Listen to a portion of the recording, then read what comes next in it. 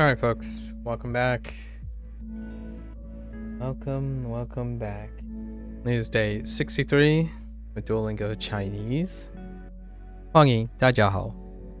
Now, actually I have a question. If Ultimate Frisbee is still here. Ultimate Frisbee. Do you speak a dialect of Chinese? You mentioned that you're a native Chinese person. I'm kind of curious, which dialect do you speak? If you say you're native in Chinese, because I'm very curious. I always wanted to meet someone who may be able to speak Fujianese. I don't know if that person's still here. Always worth a shot. 你的白宫胡志华吗? If not, I'll ask them later. I totally forgot to seize the opportunity to ask when someone says they're native in Chinese. All right, so unit 15, right? Unit 15, talking about hobbies. Right, today is day 2, so pinyin. We're gonna do pinyin.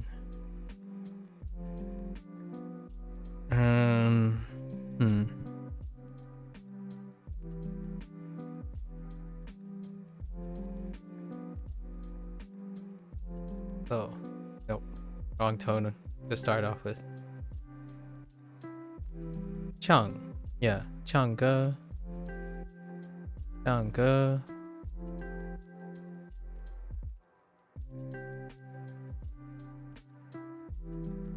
By the way, I've got to tell you that you've refreshed Chinese a bit lately, almost back to where you were, and I picked up a second language to learn. What do you mean you picked up a second language to learn? Wait, I think it's Changge. Or is it Changge? I'm gonna have to think about that one, but we'll just place this for now. Changge. Yeah, Changge. Been wanting to learn Spanish lately? You could have just waited for me. Okay. Alright, real talk. Sub-Zero. Now we're in the reverse situation. Okay, Sub-Zero. If I finish my vacation, which you have 3 or 4 months. 3 or 4 months. If you keep on learning Spanish, we'll see, because I already know Spanish, or like I'm gonna be reviewing. The role is reversed, so in like 3 or 4 months I'll be adding Spanish to Japanese and Chinese. Only in Spanish I'm reviewing the first 3 years of Spanish, my 3 years of Spanish. So you're not getting away from slacking, okay? So if you're learning Chinese and you're learning Spanish, you might as well just add Japanese to the list. Nah, I'm just kidding. I'm gonna keep you on your toes. I'm telling you, no slacking. Changge. Let's see, we have Changge.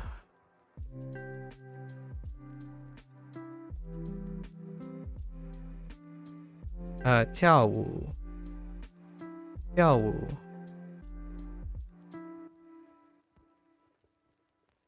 看书 We'll see if I actually commit to it or if it's just momentary motivation. Spanish is a beautiful language.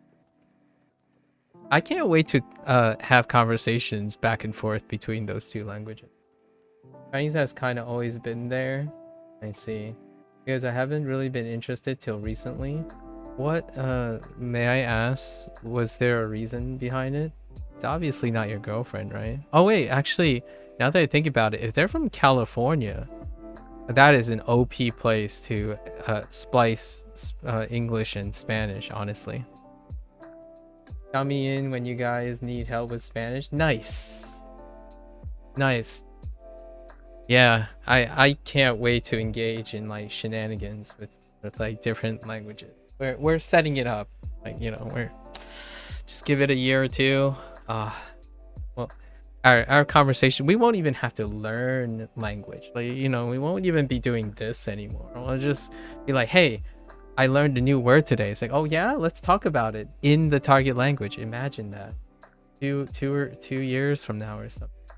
You just be shooting the, you know, shooting the Yap Nation. When you just be yapping and learning. 看书. So, 看书. All right, I really need to finish these lessons though. All right. So those are our 3 activities, actually, our 3 hobbies. We have some modifiers. How did I break this up yesterday? We have 喜欢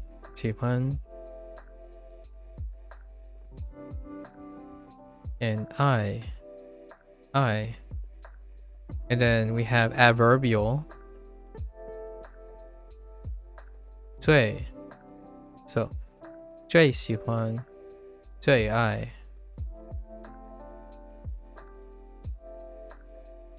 What other, how do we turn a phrase on hobbies?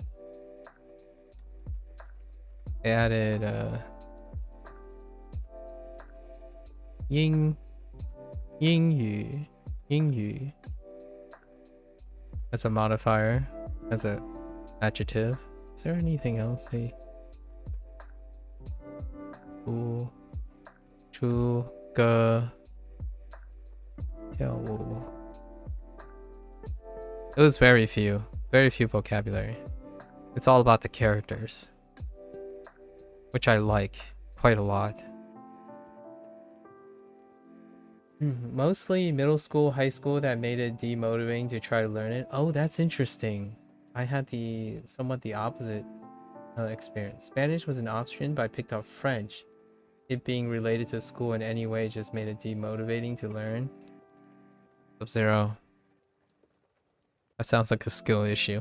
I'm just kidding. Was there something about school that made you so demotivated? Was there other like emotional reasons why you got so demotivated when it's related to school? Must have been a very undesirable learning environment. I'm being serious now, obviously, jokes aside. That sounds like something more related to some sort of emotional distress. Like the school didn't provide a adequate environment for you to want to learn in that environment.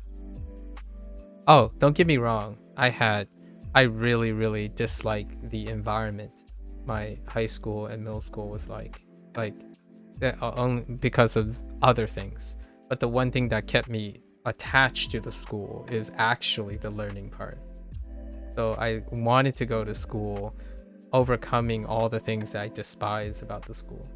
Mostly just seeing the peers who picked up Spanish being unmotivated, as with the other language courses too. Oh, okay.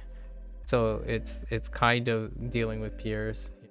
My dislike of school had a lot to do with cultural insensitivity, not necessarily, and it's not just about the languages, the apathy to the languages. It's also discrimination.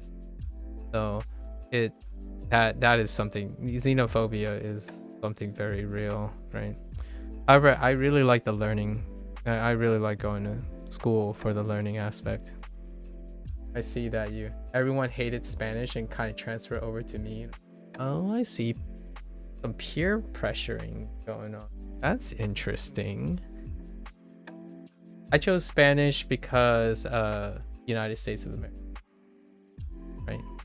USA, Spanish is the most. When I was a kid, it was all about pragmatism, so Spanish would be the natural second language. I sound like all the language learners out there right now. When I was younger, obviously it's not like I was any different. If I were 18 or 20 in this day and age, I probably behave very similarly. Hyper objective, incredibly detached and cold, and telling people what to do is best. That was what I was like when I was younger. When I was 18 or younger. the way I was raised to be cutthroat and pragmatic is not the person I am today. Doesn't affect me in that way today. If I had a course in university, it will motivate me even more now as opposed to before. That's fair. That's fair. Yeah, well, you know, kids, we're very influenced, right? Impressionable when we're young, when we're younger. And I was too. Now, not a lot of things really dramatically alters my resolve and all that stuff. Now that I have an identity. But when I was a younger kid, I was not. I was pretty much, it wasn't that big of a difference between how kids react now on the internet. If you have all the information on the internet, like if I was the kid who had all the information on the internet, I would feel pretty sure of myself as well. And perhaps I wouldn't grow up to be the person I am. It's a very deep cut. And the reason why I share genuine interest in people's health as they're growing up, and then like how it affects them as adults, or maybe not affect them as adults, that's largely because I don't want people to burn out and have midlife crises in their 20s and in their 30s. In my opinion, it's not like it's going to happen. Like, I'm not saying it's gonna be for sure that's going to happen. The idea is you just don't want to let it happen anyways. Like, why? No, you know, that's kind of the idea. You could have been so good at Spanish, Sub-Zero. But no sense in dwelling in the past. I'm holding you to it though. You better not be slacking on Spanish. What is my ethnicity? I'm Chinese. I'm Fujianese, to be even more specific. Satori. So let's see. I think this is all I really need from this unit. Oh no, we have some grammar points that I keep reminding myself that I should remember. Way plus verb. Way plus verb. Way. And die. Die.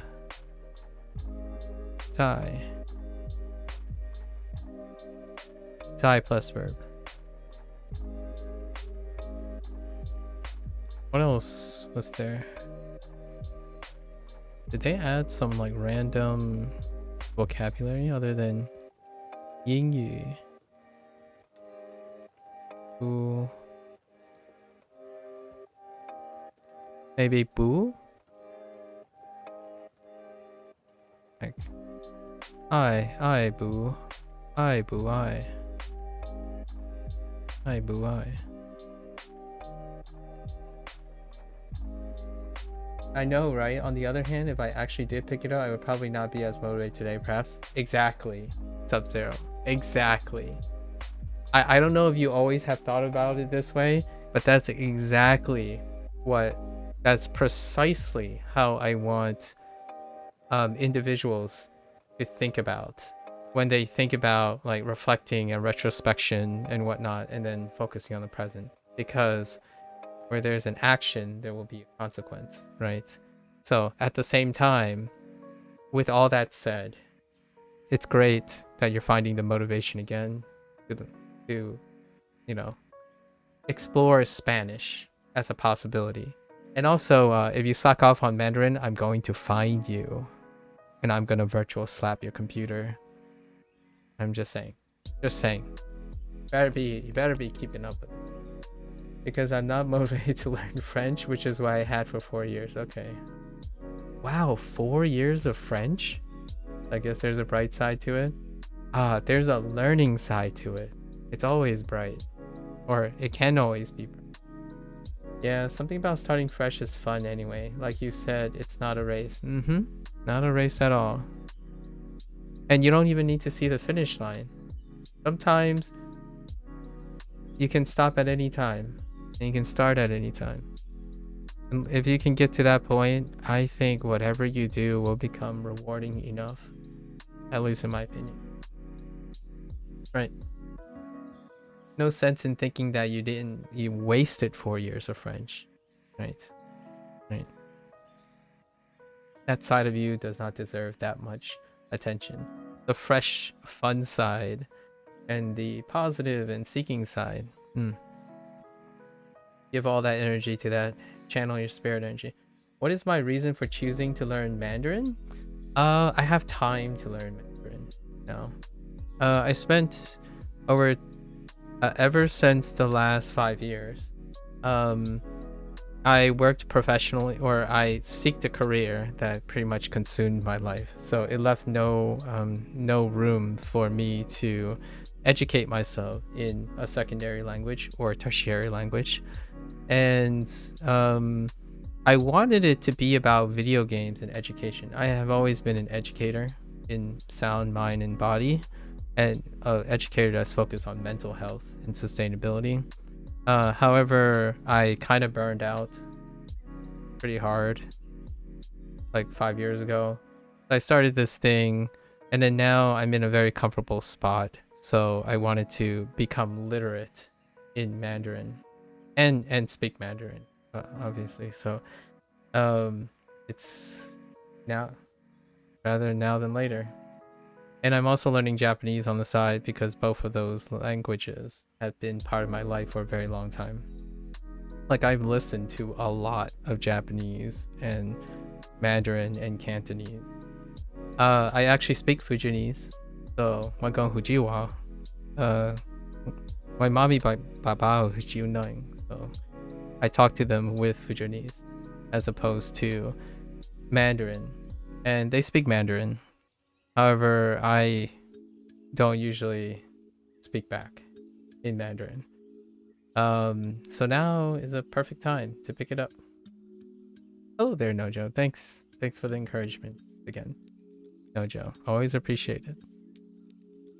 It's been quite a journey comparing and contrasting Fujianese English with Japanese and Chinese. It's been quite some time, and I've yet to go back to Spanish, which I Sub-Zero, while Sub-Zero picked up French, I picked up Spanish. I've yet to come back to it. I still have like colloquial conversational Spanish here and there because of video games, but largely I have yet to really truly go back to Spanish. Been a wonderful journey so far. Let's see. No. I said like you. Instead, I picked up Spanish. Sorry, in the periods. So like high school. Like, don't get too excited. I didn't pick up French. No. Oh, and here's a funny thing, Sub-Zero. Low key, I think I didn't pick French for the same reasons. You feel me, Sub-Zero? Like, I know how you felt about Spanish. No, but Sub-Zero, real talk. That conversation you had about like there was a stigma or like some sort of peer pressure, like stereotype about like kids and their language preferences. French was the language.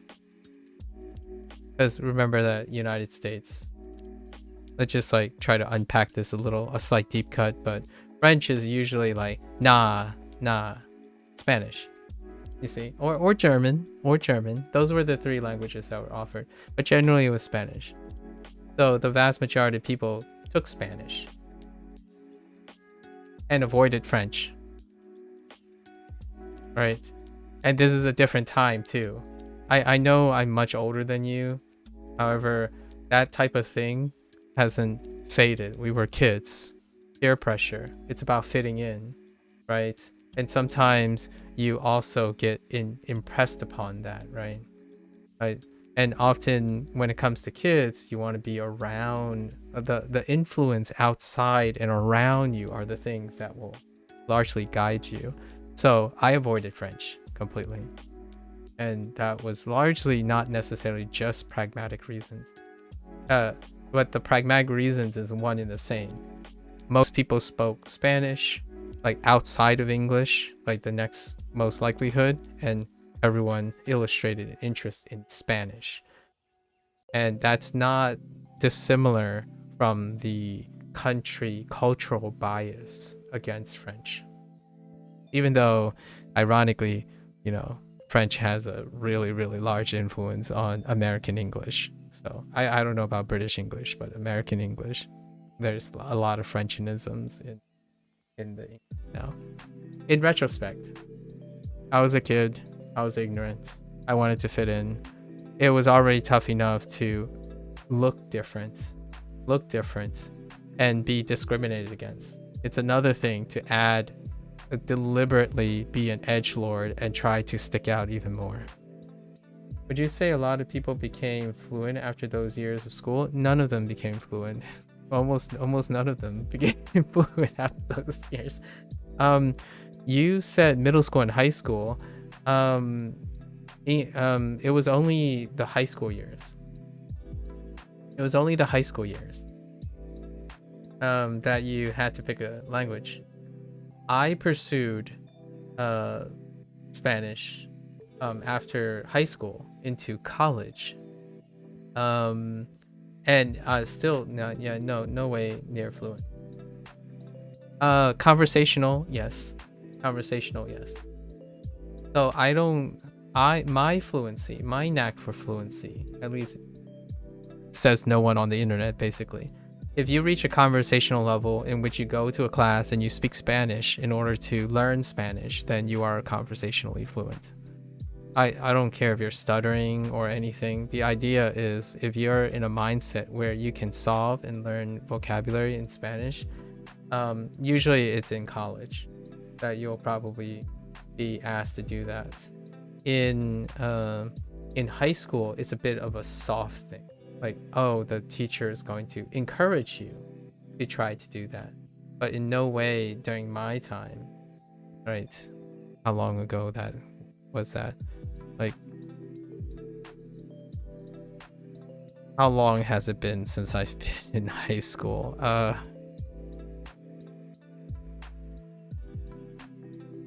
Spanish started 17 years ago. Yeah, sorry, I'm kidding. Not 17. I'm not that young. Spanish started 20 years ago. Yeah, 20 years ago. So that is a distant past. Over my half-life. I'm over the half-life of a high school student. Yeah, same. When I did it, you could pick German, French, or Spanish. Only some of those who picked German became fluent in it, none in French and Spanish, yeah. Apathy is a big thing. In fact, the vast majority of the kids don't like school. Even in my generation, right? They are motivated by other things to do well in school. Not the act of learning or being in school. And then anything like extracurricular is stigmatized. If you think about it nowadays, kids are even more focused on only their interest. They are less and less diverse and multidisciplinary. They became more and more specialized. The whole like idea of liberal arts education stuff is not a very pragmatic. It's not very pragmatic. And in the day of age of the digital age, most things are incredibly pragmatic or hyper objective. Does that lead to a very happy and successful life? We'll find out. I became less and less pragmatic focused, and my life became more and more happier and balanced. So if you constantly treat yourself as some machine and you're constantly optimizing your life in a pragmatic sense as opposed to a sentimental sense, pay attention to your your emotional state and whatnot, being emotionally cognizant, then you might try to reflect on cultures like Korea, China, and Japan for some potential eye-opening consequences of being an incredibly hyper-objective person. I just happened to find out a little bit earlier, I suppose, if that life's for me. Don't get me wrong. There are very extraordinary people who can sustain that for a very long time. They also retire early, by the way. Lots of sustainable people who could be doing something, they ultimately find sustainable ways to retire or like down gear, shift the gear down. And then there are super extraordinary people who can do that for a lifetime. I'm just not one of them, right? Yep, I feel like a motivated self-learner can pick up the pace of those 3 or 4 years in no time. Indeed. Yeah, indeed. Anyways, yeah, such a wonderful deep cut. I'm glad we're having two languages in common in the future. If so, your motivation permits. Sub-Zero. Okay, so I think this is pretty good. Let's do unit 14 very quickly. It's already past midnight, so we gotta put our pep in our step. A little pep in our step. I would say you have good taste in languages. They're still very pragmatic choices in the end. Like they're still, you know, they're a weight of sentimentalism and pragmatism. You know, I've been listening to Japanese since I was 5, right? Mandarin since I was born, right? And I'm going to learn Cantonese. I'm not actually saying that I'm like, Cantonese is not a separable thing for me. So I'm gonna do whatever they have on Cantonese too. And then maybe try to find some origin and Fujianese on the side. But Spanish is very incredibly pragmatic in the United States. Like Spanish is wonderful. I would not have trouble finding someone to speak Spanish in the United States. In fact, I actually might have a few people who already know how to speak Spanish, but they just don't find opportunities to use it. That's kind of nice, right? And I kind of want to talk to my parents some more before, you know, we get too old. I might have asked this before, but since you can comprehend what your parents are saying in Chinese, can you also watch and comprehend some media? I can watch and comprehend most media in a specialized way. So like if it's sci-fi or cop drama and whatnot, I know what they're saying because it's a vocabulary that I've heard time and time over again. And specific types of news programs I can understand. I can't produce it though, so there's no way I can produce it, and that's the whole goal of this now. Like I'm looking forward to every time I get the opportunity to get closer and closer to producing the sounds. It has changed the way I consume media now though. It has changed so much.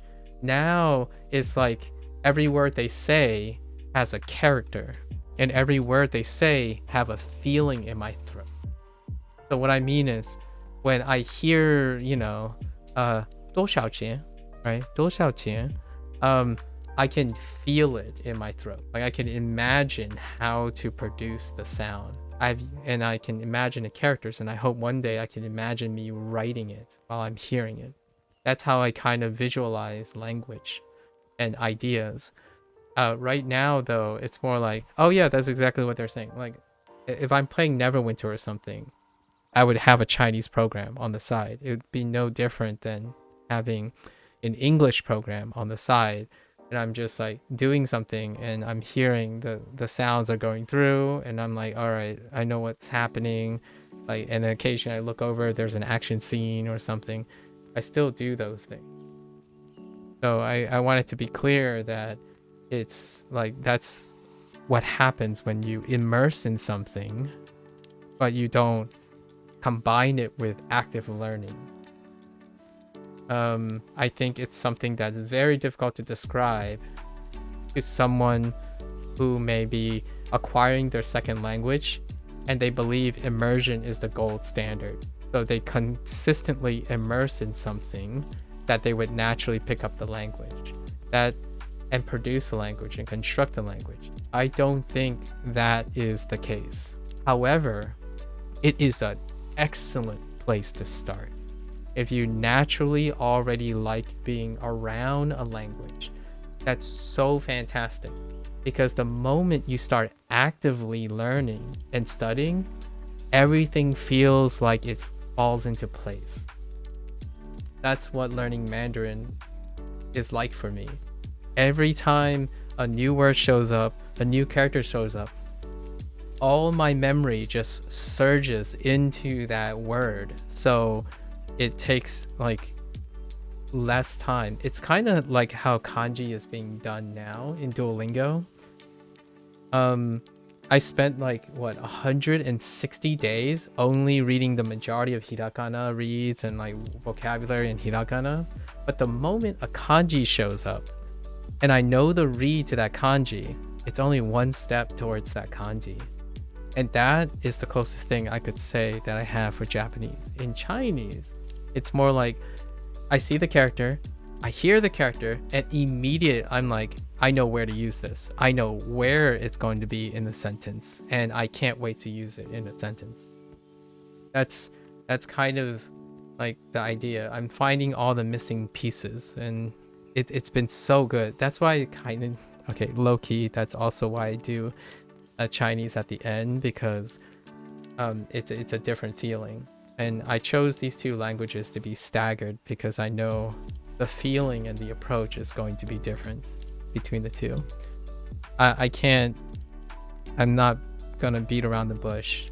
If I had to play favorites, right now, Japanese is a lot of hard work, and you're trusting the process, right? At least my process. I'm trusting my process and methodology. However, in Chinese, it's more like a dopamine release. It's almost like TikTok. You doom scrolling and you just get confirmation bias all the time. So whenever I learn a new vocabulary, it's just confirming. Like, it's constant confirmation bias. Every new vocabulary, until I bump into a novel vocabulary. There is one. Oh wait, which is here. That's why I forgot it. Unit 15. Wang.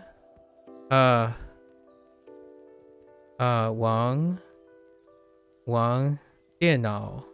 It's not 电脑 though. 电脑. 电脑. It's this one. 游戏. Yeah, 游戏. Yoshi is new. Yoshi, I've never heard that before. So now that's even extra interesting. Yoshi is so interesting because now it's a new vocabulary that I haven't heard very often, and it's like extra. So every time a new vocabulary hits, it's like now all I have to do is use that new vocabulary. I know the rest, or I feel the rest, and it's like a candy shop. You're basically having someone explain to you for all your life, like, okay, these are the words, these are the pinyin. That's why even pinyin is so interesting. Like, now pinyin is the combination of a language that I've been using all my life that I can read, combined with all the puzzle solving that's fitting in with everything I learned in Mandarin. It's like I stop in the day because I'm too exhausted. Like, my voice is too exhausted. But if it was just my brain, and I'm not streaming, by the way, if I wasn't doing this as a streaming thing, I would do a silent stream, and I could probably plow through the Duolingo Chinese course, not fast, just very happily. But obviously, moderation. I don't want to burn myself out. There's always a cap on these things. I could wreck my voice. I could ruin a lot of things. So that's kind of why I'm taking it with some discipline. You could say my girlfriend has immersed herself by having parents that talk to her in Vietnamese. Yeah, exactly. But she has said she can't always understand anything when other people speak to her. She's so accustomed to only hearing her parents. Exactly. So to me, there's a caveat to what I say about Fujianese, because there aren't Fujianese people around. And I already mentioned that there was one time that I bumped into another Fujianese second gen, or 1.5 gen, and we had a hard time understanding each other Fujianese accents because we have Familex of our Fujianese dialect. We are not surrounded by Fujianese, so you won't even know if the Fujianese is sufficient to have conversations anymore. And you can't possibly know because there's only like 3 or 4 influencers and they're not like very popular and don't have like Fujianese is not a thing, right? You can still find some resources. However, it would take someone that has a lot of resources, like money, to back a project that allows Fujianese to be outside of China. You described it a lot like you with hearing certain words in a context and putting them together. Yeah, like it's interpretive. So you've become so, she probably have become so accustomed to interpreting everything. And even if I have bumped into other Fujianese people, you can still interpret the gist. So you're not translating the meaning, you're interpreting it. And now I can finally start to translate things, and it feels so good. I think your girlfriend should be encouraged to try it. I think it's so enthrallingly exciting to finally be able to translate it and marry your languages together. In my opinion, I already said that people frowned in marrying languages together. But for me, much like Japanese is kind of similar in a way. Because I've been listening to anime and like cinema and stuff for so long. It's so nice to have like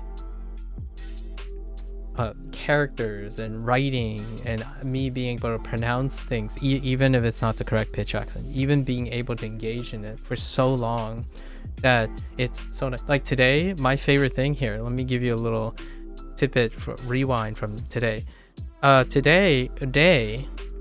Today, right? I'm just gonna write in Domaji so that it's a lot easier to look at. So day is 0. And I just realized that a character, Rei Ayanami in Evangelion is the pilot of Unit 0. And there's no way that is a coincidence. I heckin' sure that there's no way. Even if it is a coincidence, it's pretty cool. So it's things like that. Like I've watched Evangelion with multiple friends over, and then the movie, like listen, this stuff it's almost as like intoxicating as figuring out all these other things about my life, right? Like, so you finally get like even more meaning to it, and then now everything else is in beautiful. Like there's so many ways to interact with the same things that you've done every day. It kind of just basically refreshes your life. I think language learning is almost, okay, this is a really super biased anecdotal thing. I think learning a new language late in life can breathe a whole new life into someone who's so used to their common day schedule. The problem I can see is making it accessible and time efficient, because time is the one that really kills the motivation. I like how you say for real, as in like the pun, for real. I like it. I've been trying to motivate her. Are you doing that subconsciously, or are you doing that consciously, or are you doing that subconsciously? We're saying for real. As in pho. All right. I'm done. All right. We're gonna stop plugging language learning, because I hope people get the impression that I actually really do like language learning. Although I'm going to go on a limb, there is far more in play, and I try to emphasize that. my relationship with language learning is not one that is probably going to be typical for most people. In fact, it's really, really disappointing when someone thinks in fact, it's so stereotypical that it's pretty easy to get in the habit of seeing someone like me on Duolingo and then assume those things. And I don't blame them for assuming those things. But my relationship with language is astronomically very, very small percentage. We're talking about if you try to cluster, collect all the Asian group in the United States, it still makes up probably less than 10% of the population. And then you have to encounter that I am Fujianese, which tanks it down to even less than 10%. I'm gonna say even 5%. And my parents' group is one of the bigger groups. So then I have a PhD. So now you're talking about even less than like 3%. And then we have to take into account for the population of the world. So I don't blame anyone for thinking that, but at the same time, it's so... You see life almost completely different the moment you acquire all the things you have to express into another language. Like literally today, I was thinking, am I really learning Japanese? So what I did was, right before I started stream, I literally walked up around the house and I was kind of seeing how quickly can I name every object in the house. And I was naming them faster than I was walking, clearing the room. So it's so different now. Like when you look at a couch, or not a couch, we don't actually, I don't actually know couch obviously, but if you look at a table, you actually see teiburu, the katakana for teiburu right on top of where the table is. I don't even see table anymore. Actually, how do you spell table? Wait, is it? Yeah. It's LE, right? Like I see teiburu. I think teiburu is more reliable than knowing if it's EL or LE in English. Just saying. I'm just saying. So, it's a wild world, I would say. It's a wild world. Oh, you're doing it consciously? Okay. Oh, you heard it somewhere. Oh, for real? Yeah, it's a for real is a really, really classical, almost American Vietnamese like joke over here. Like a lot of lots of stand-up comedians have done something with the idea, or like a sitcom. Lots of sitcoms did the for real thing quite a lot. It's an Americanism because for real, faux, for real, and like for sure, right? For sure. So naturally then you would get for real. So I was kind of curious what you picked it up, if you like picked it up from your girlfriend or something, because that's kind of a very, I don't want to say like it didn't come up anywhere else, but it's a very heavy Americanism. You sound very American when you say for real with a PH. Or faux sure. Faux sure. Okay, alright. I'm done like being very fond of language learning. Okay, alright. Unit 14. What is Unit 14? Position. It is about location. Okay. So we have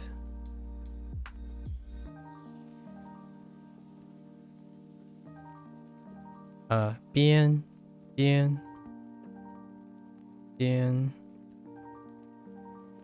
and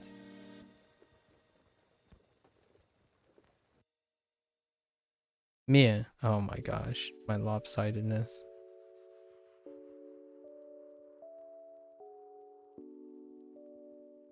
面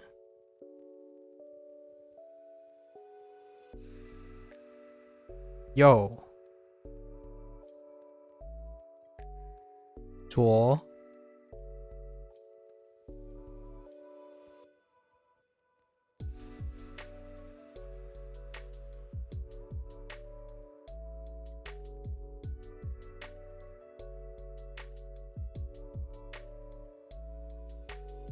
旁 so 右边旁边旁边左边 right and 面 crazy how you start seeing everything in your day-to-day life different when you really invest in something that you've learned. Yes, and actively associate. Sub-Zero. Actively associate. Actively. You got to actively associate. I don't want to sound like it's a broken record, but if you want something to be part of your life, you got to actively associate it with your life. It's kind of like the whole diet plan and fitness plan. If it does not become a lifestyle, you do not normalize it into your life. You see it as something separate. And then when it falls apart, it becomes optional. You can drop something that is separate from your lifestyle. It gets compartmentalized.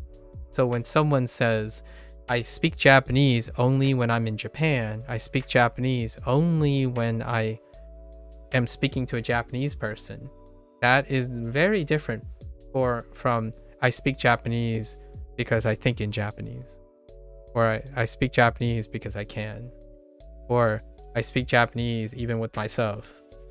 I speak Japanese with my English. That's totally different from someone who thinks that you should separate the two things.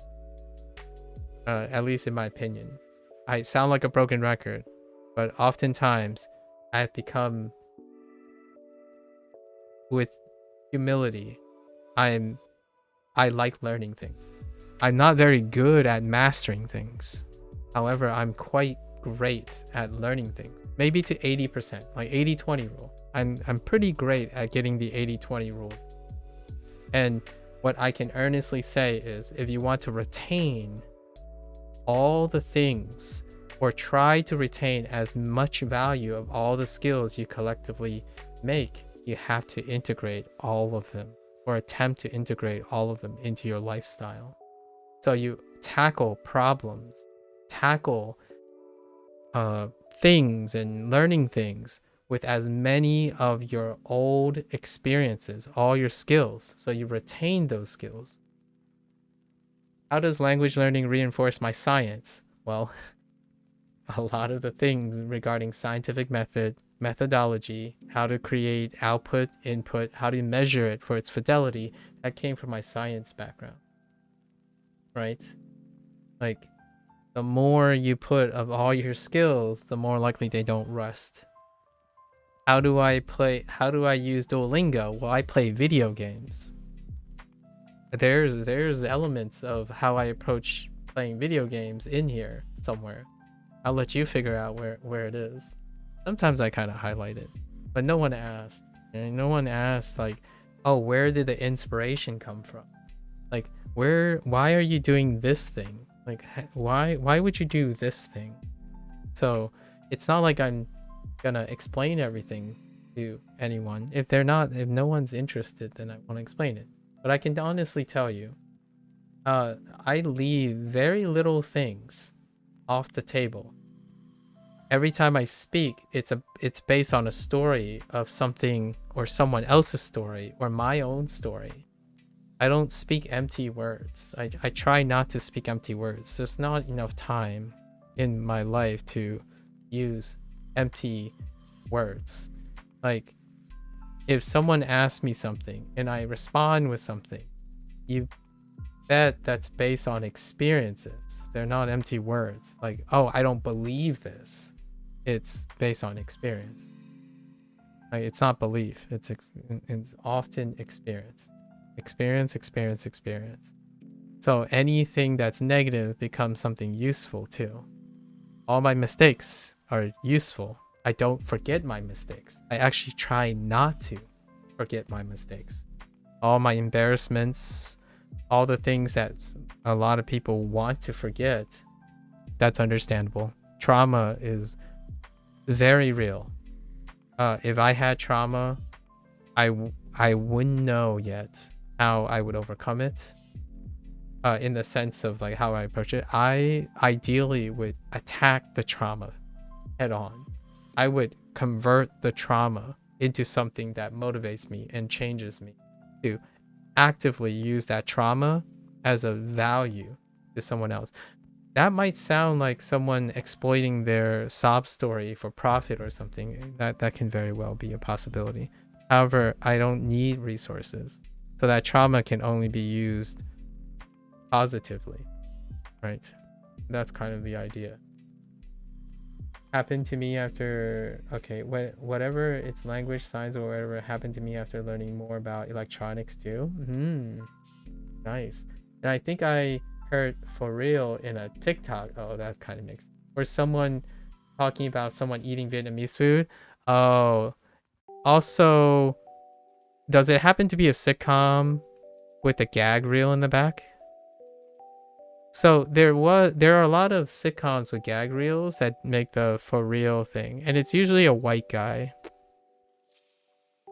Now there are multiple sitcoms that did this, but I think TikTok probably got the inspiration from that, and it's probably like some person who's discovering pho for the first time, and then they made a joke about for real. So I don't know. It's a natural pun. You know, it's a natural pun. Anyways, these are really great commentary. I love the commentary. Oh man. Oh man. 情面. No. 界面. Forgot. 界. Not that. 界面. 界. Hold.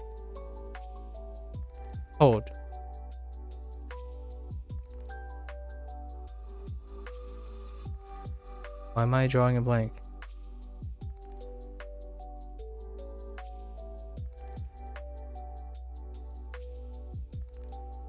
Oh, wait.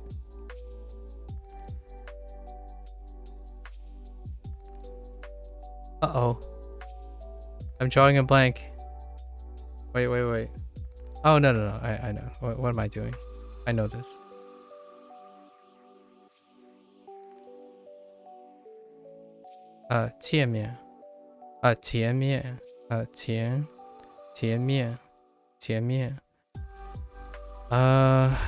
Location. Location.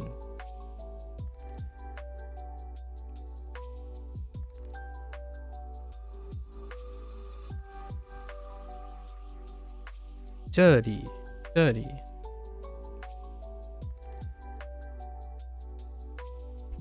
I almost wrote nah. Like nah, the katakana, the hirakana na.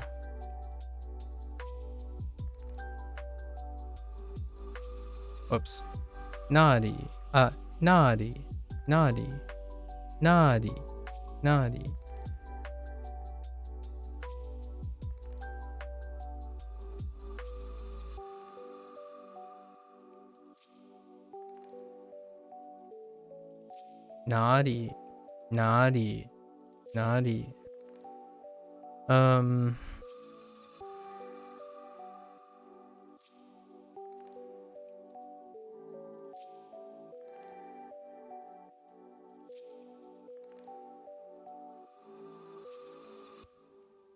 Lou. Alright, you're gonna go to sleep? Yeah, I'll see ya. Oh, y'all up to me on Spanish? Alright. Good luck. Sleep well, Sub-Zero. Sleep well. Thanks for hanging out and chatting. I'll be away for the rest of the week as well, so I don't know if you were here for that. Tomorrow will be a short day, but then I'll be away for the first time. Well, the only time of the year. Okay. Yeah, I'll be away for 4 days. It's the only time of the year that I break anything I do consecutively. It's for the kiddos. Go to an anime convention. You're gonna Slack too? No, I'm gonna be working at an anime convention, and it means working 8. Means working 45 hours. In registration, checking people in, getting their badges, helping them enjoy anime convention. So I'll be sitting there greeting and seeing like 20 to 25,000 people, at least in my time. And then the other time is probably like sleeping and eating. But that's kind of what I do on my free time. I like volunteering and making people, you know, if you're not on Duo, are you really working? Oh man, I'll let you sleep, but that is a deep cut. I think doing this is like, I don't want to diminish anything that I'm doing now. However, doing this is like the laxest thing I've ever done. Like learning a language is probably one of the most lax things I've ever done, and I absolutely love it. What I've done, the rest of the stuff is far more. Yeah, yeah. So if I don't see ya, Sub-Zero, if I don't see ya, I expect you to have brushed up on all your Mandarin by the time I get back. All right? Deal. Yeah, no negotiations. Sleep well. Sleep in Mandarin, please. You know, have your dreams in Mandarin right now. Right, meow. All right, take care, take care. All right, let's see.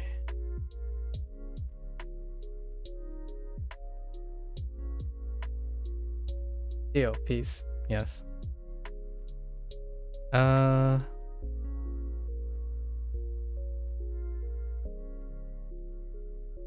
I forgot this last time.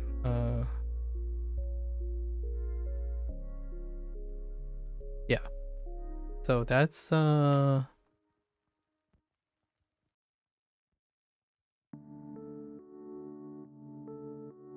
this is, yeah, Gao. Gao. We forgot Wang last time. Wang.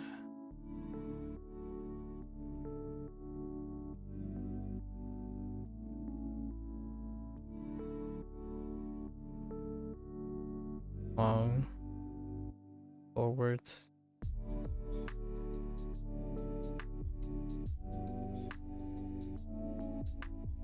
Oh, that's off.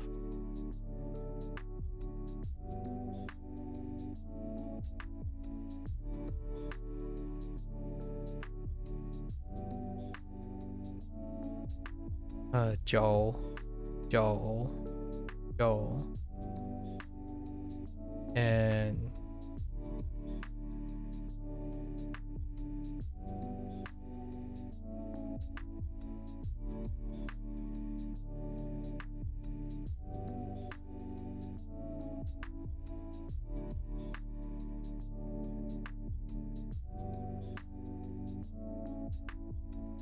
ugh. Okay.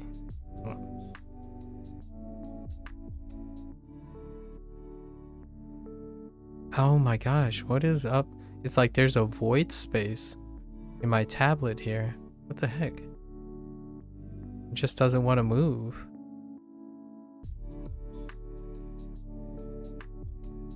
Alright, that's fine. 学校. I think that's it. We're good. We cover everything. Alright, let's see what we forgot though. In the current unit. Okay. Overlap. Okay, so. Yo. 边左前边横翘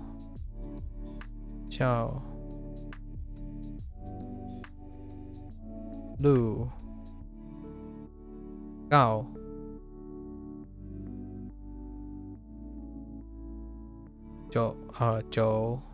九 and 王 right 面 right 面学 oh right dang it 怎么做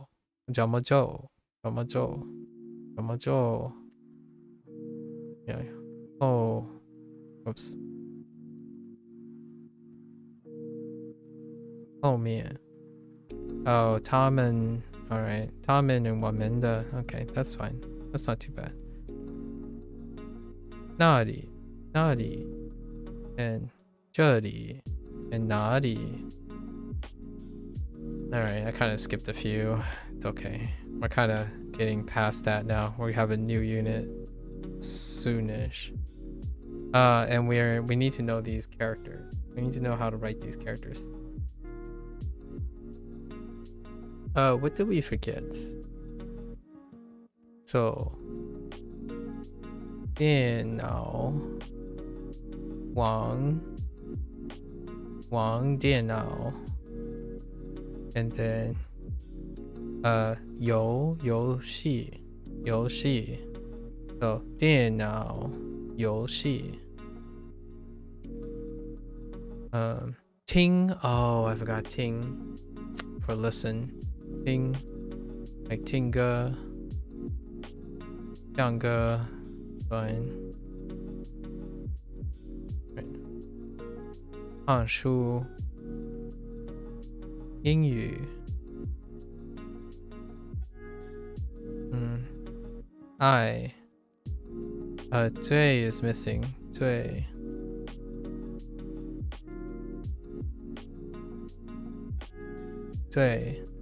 最爱 right 喜欢最喜欢跳舞 yeah so we miss 听 is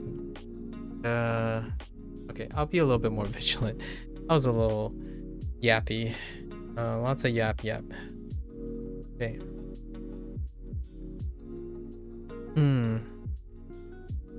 我们问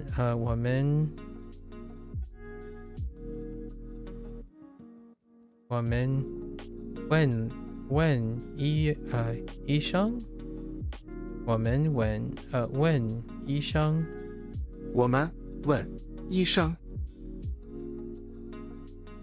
I mean that sounds fine 我们问医生我一会儿见他我一会儿见他 OK 他一会儿见他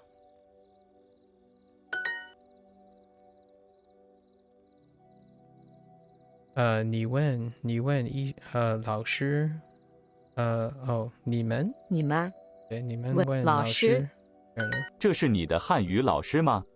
这是你的汉语老师吗？这是这是你的汉语老师吗？这是你的汉语老师吗？对 Say it again 说一次说一次再说一次再说一次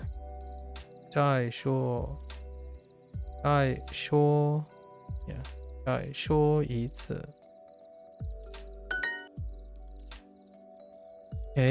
家人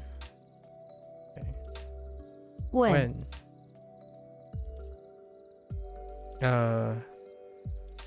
知道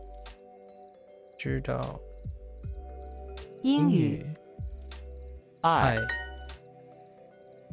我不知道知道不？我不知道。谁 ？No， 电话。话。爱知道。学生生。再一次。再一次。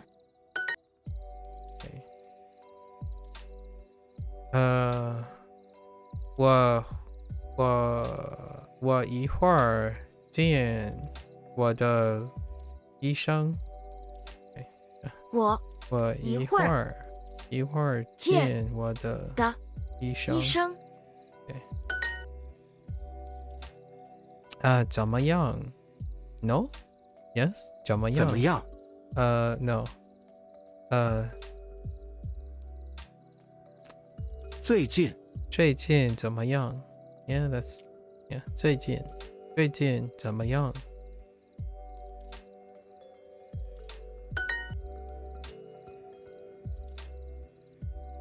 这是你的汉语老师吗？这是你的汉语老师吗？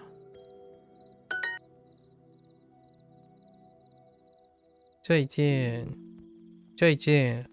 很忙。很忙。I have been busy recently. Yeah. Oh, 我最近 I keep omitting the subject because of Japanese. 我最近 Alright. 最近 No, this is fine. 我最近很忙。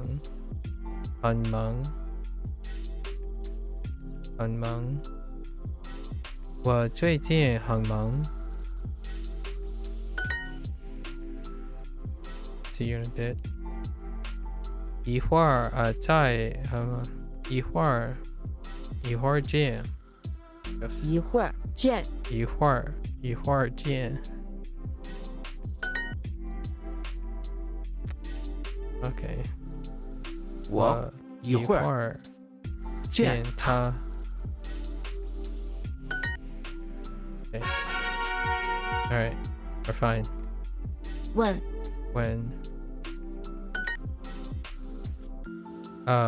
When again. Okay.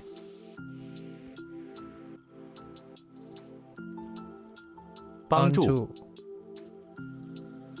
电话。家人。谁？咖啡。帮。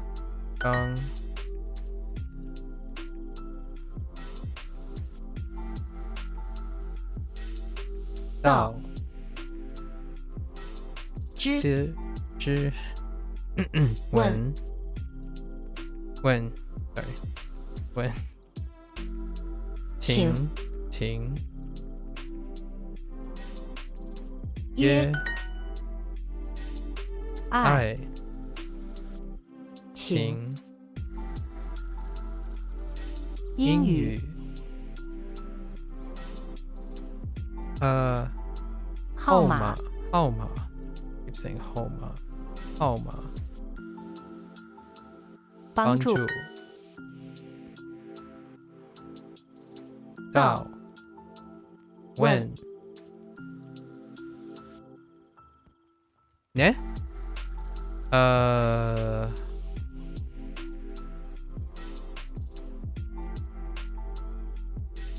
住一次帮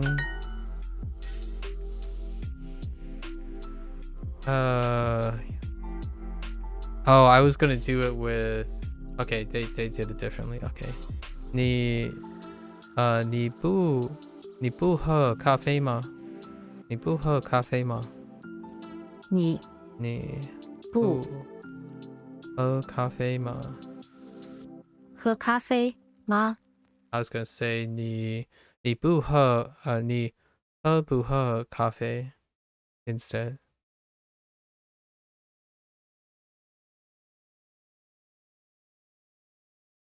I don't even know. Yeah, that would be fine. 美国人也说英语。美国人也说英语英语英语。美国人也说英语。英语。美国人也说英语。We have not been bad recently. 不错 maybe 不错。So 我们最近不错。我们不错。Oops. 最近不错。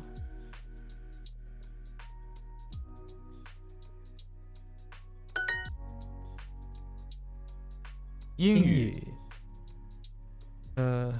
对不起。There's the new kanji that we got. Although this has really nothing to do with that. 对不起。家人。与。电话。我的 I guess they're gonna do with 我的家人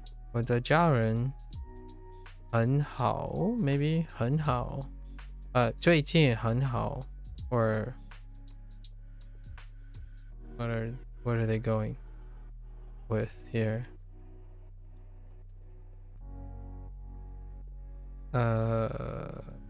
我的家人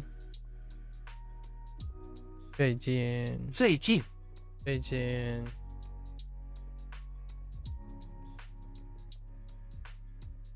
不错 OK fine 不错 OK 家人知道问汉语请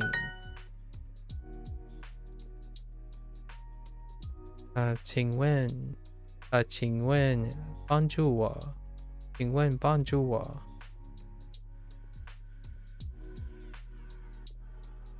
or 请just 请 yeah sorry 请帮助我 OK 请再说一次请再说一次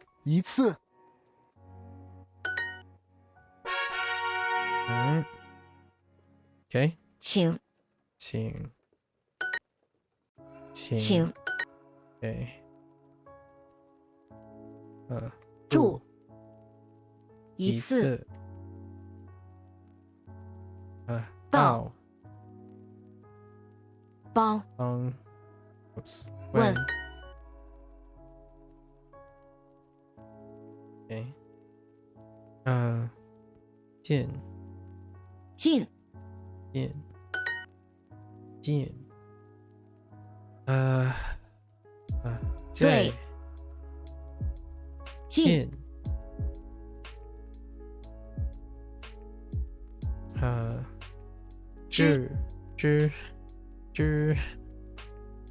会安错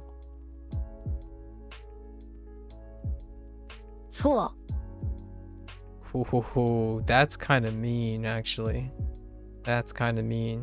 And I don't even know what these characters are yet. Actually.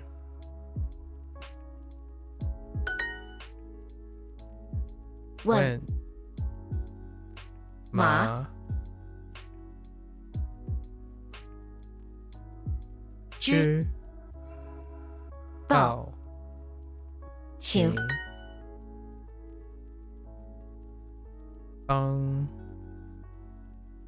帮九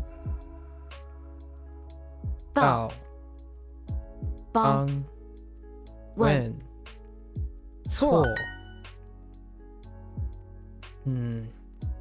请帮助我。请帮助我。帮助我。帮助助助。爱对对不起不起。英语美国人也说英语。美国英国、美美国国人也说英语。Fine. 知道。语助对不起对不起。英语 I'll think of something else. OK. 请再说一次。一次。Excuse me. 再说一次。Voice. 语学生。家人请谁？Okay. All right, back to our units. Let's see some stuff. 他在看书。他在看书。Yeah, so we have the 在 plus 看书。He is reading a book.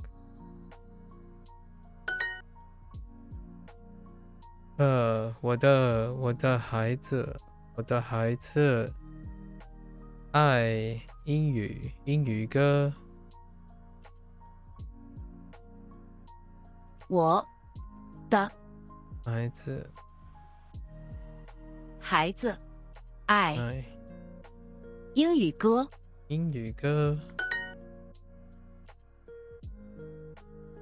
有 Where are you? 有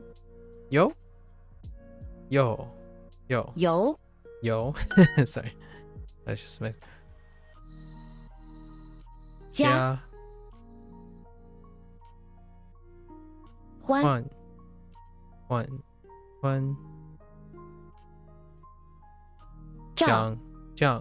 丈夫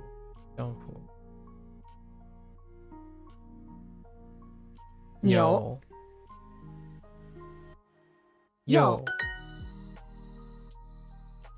玩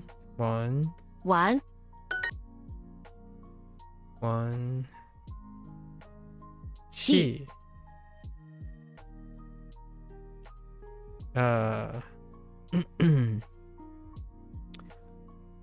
有里玩欢戏。你们玩不玩电脑游戏？Is that what they went with? Yeah. 你们 I think though that is a grammar point we should remember from this unit. 玩在 Oops. 不玩电脑游戏。你们玩不玩电脑游戏？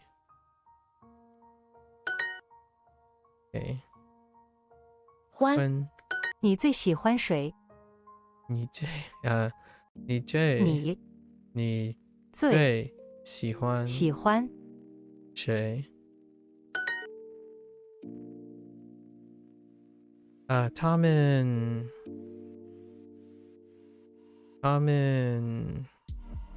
enjoy 他们会喜欢玩 No.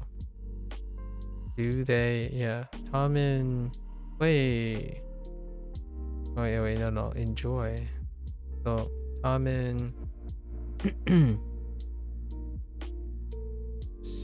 喜欢不喜欢玩游戏吗？玩游戏 Sorry, I don't need. We're just sticking with 喜欢不喜欢。他们喜欢不喜欢玩游戏？ Yeah. 他们喜欢不喜欢玩游戏？游戏。他们的哥哥每天下午玩电脑游戏。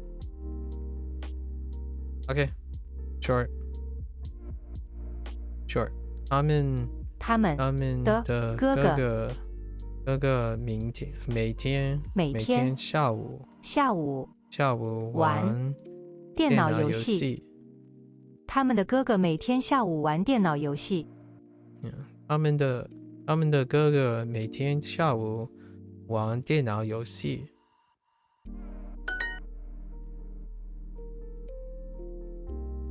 我们的孩子喜欢看英语书。我们的孩子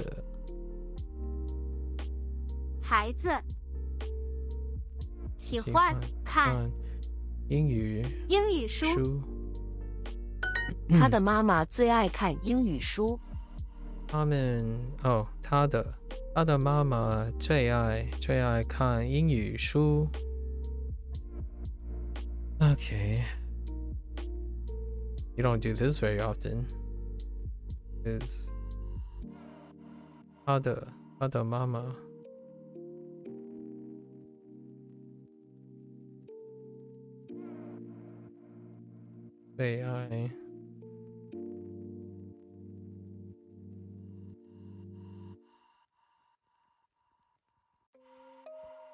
最爱turn into what?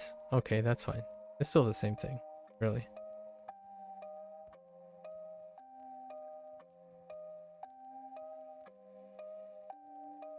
Still the same thing. He's reading a book. 他在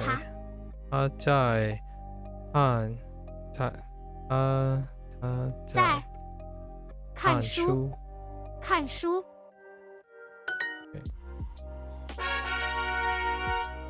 We're fine. 你爱不爱跳舞？你爱不爱跳舞？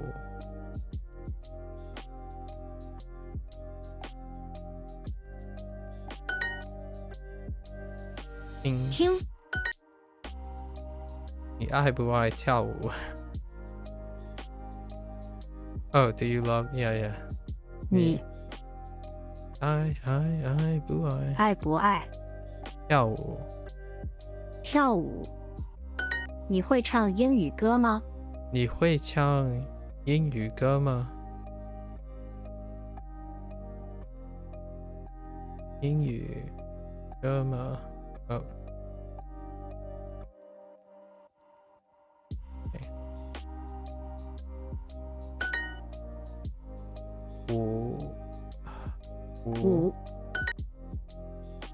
五。Okay. 玩。听。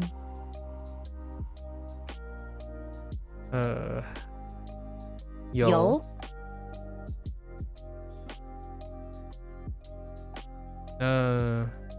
跳。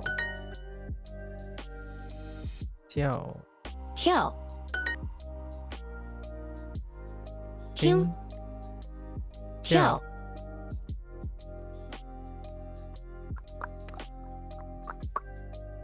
戏。五。玩。我喜欢听歌，不会唱歌。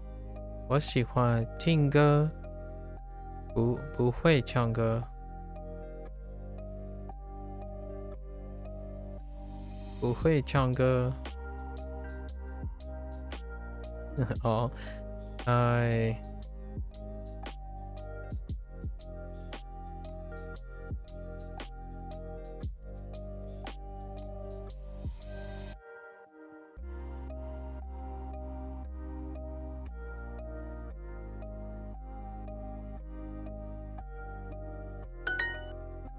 okay.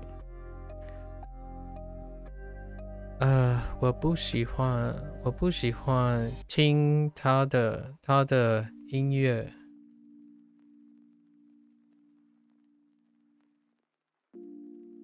我不喜欢他听他的音乐。他最喜欢听什么音乐？他最喜欢最喜欢什么？听什么音乐？他最喜欢听什么音乐？我不喜欢听他的音乐。我不喜欢听他的音乐。Yeah, right.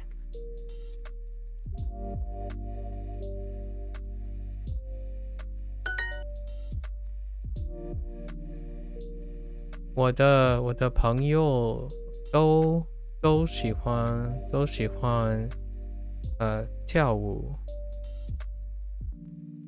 我的朋友都喜欢跳舞。老师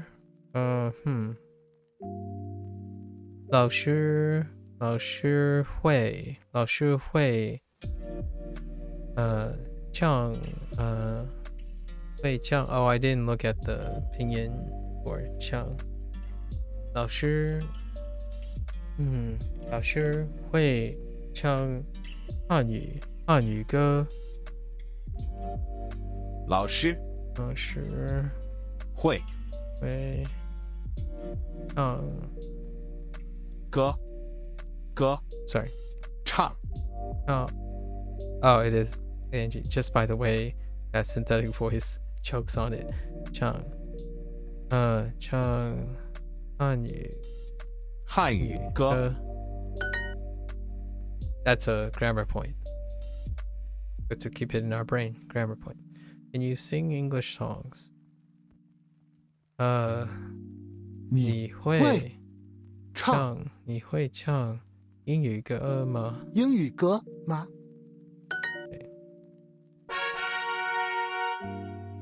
Oh, we got some bonus XP, so let's do this quickly before we do our trophy. Okay. Ding. Chang, okay. So that's fine. 唱 We got it. Ding. 听 Chang. Wait, ding. Just kidding. Chang.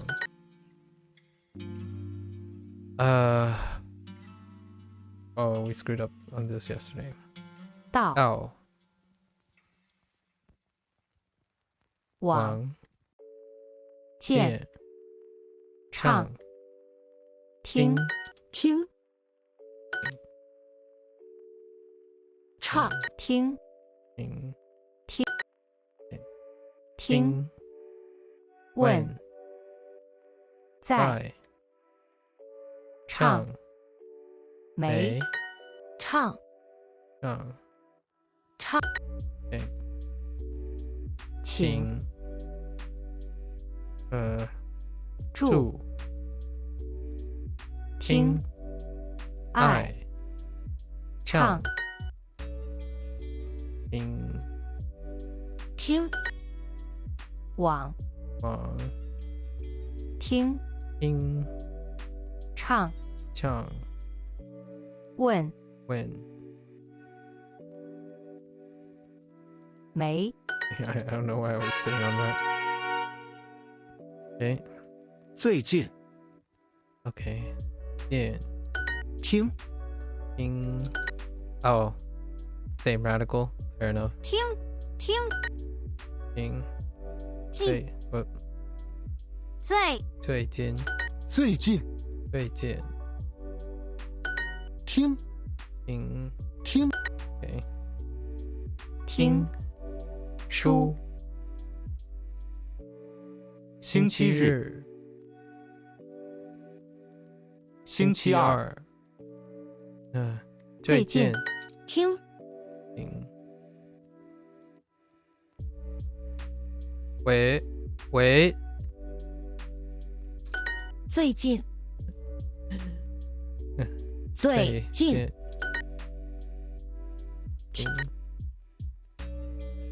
星期四、风听星期几最近最近最近见最近最近星期几星期几冰冰听冰星期六最近最近听听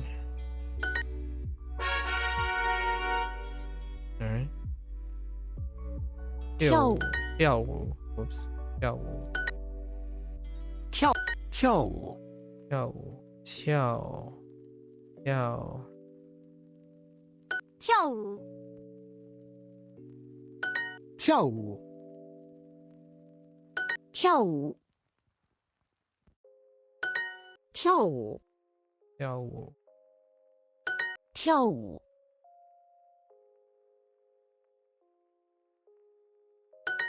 跳舞跳舞跳舞 OK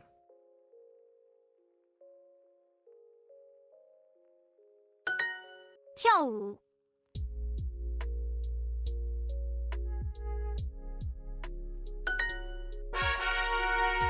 Still kind of fun with your eyes closed. It's probably really messy, but it's still fun and engaging. Okay, 跳舞跳舞跳舞 Okay.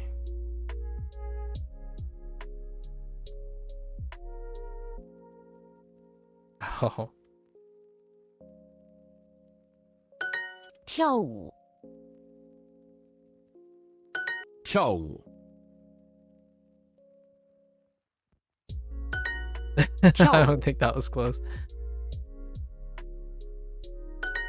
跳舞跳舞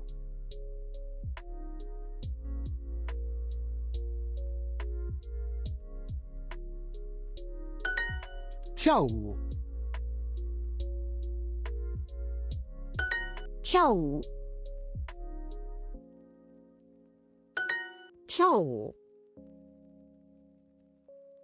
Oops, I lost my place.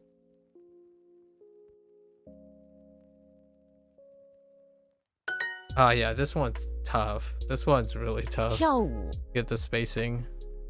Eyes closed. Okay.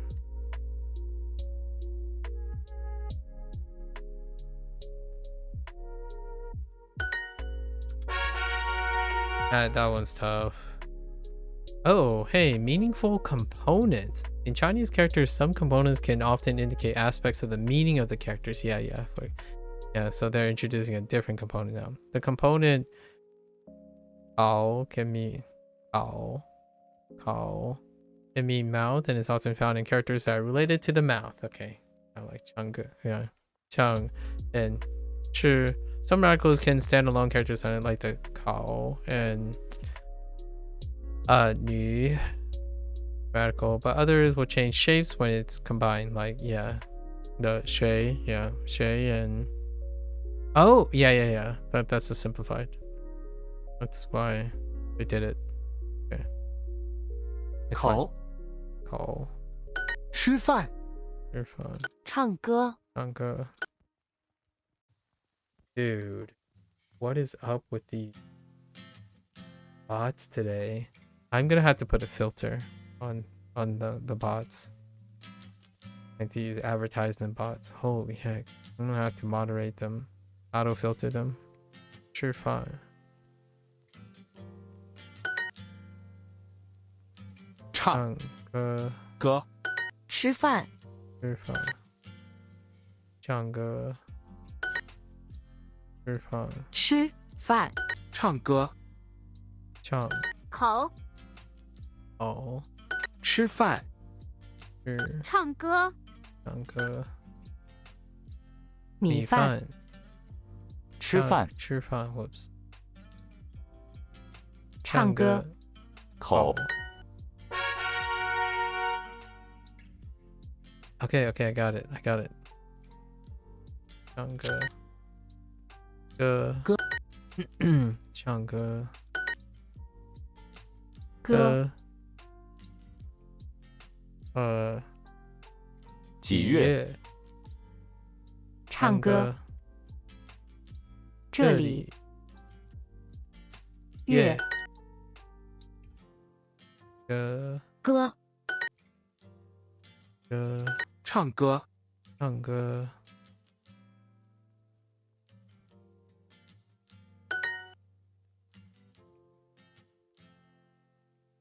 唱歌歌歌，歌路，水果，唱歌，歌，歌这这是是 Alright, I got it. Okay. 听听听听听听听听听听听 Get more. Yes. Get more with Super Duolingo. I got it. 跳舞跳舞跳舞跳舞，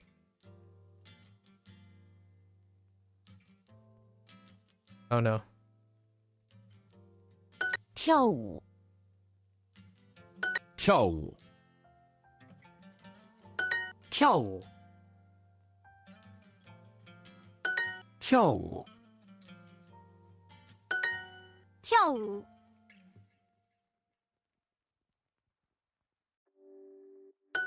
跳舞，跳舞，跳舞，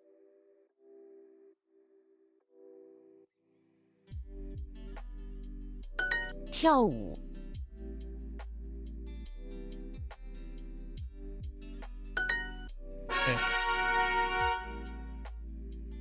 Get more with Duolingo Super. Yeah. 跳舞跳舞跳舞， Oh, this one's tough. Oh no, screwed up.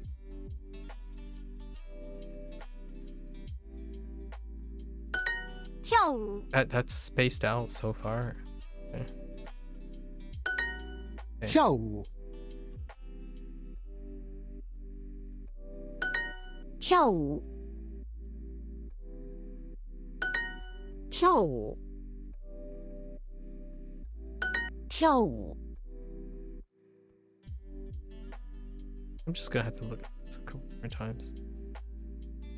跳舞跳舞，跳舞， Okay.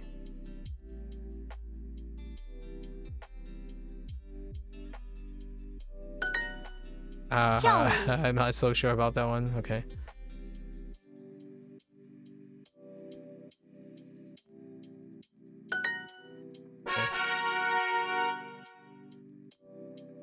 Okay. 唱歌，唱歌故宫，故宫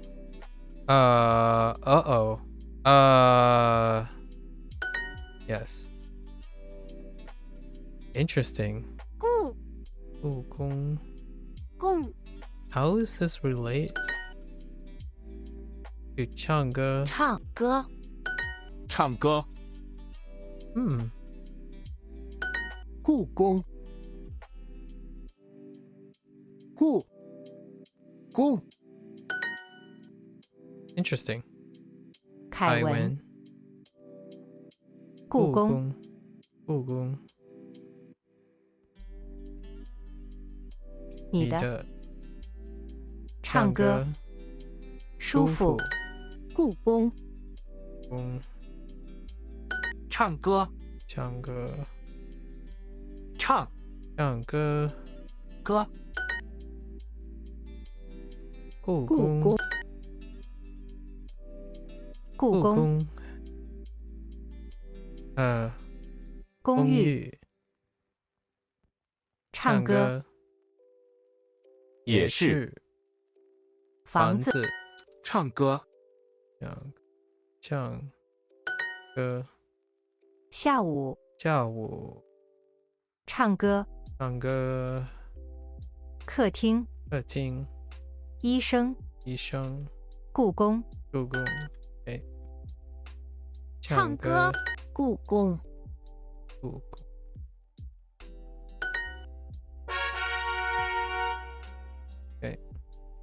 听听听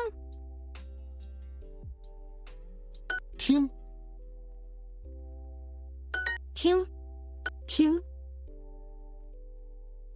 听，听听听听听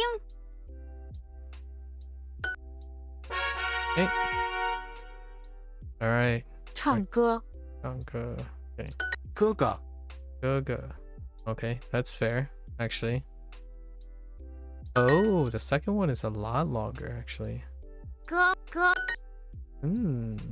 I could use that to make it look a little nicer. 唱歌，唱歌，哥哥哥，哥哥，哥哥，绿色，绿色，绿色。I don't know what I dropped. 唱歌，故宫，哥哥，再见，哥哥，唱歌，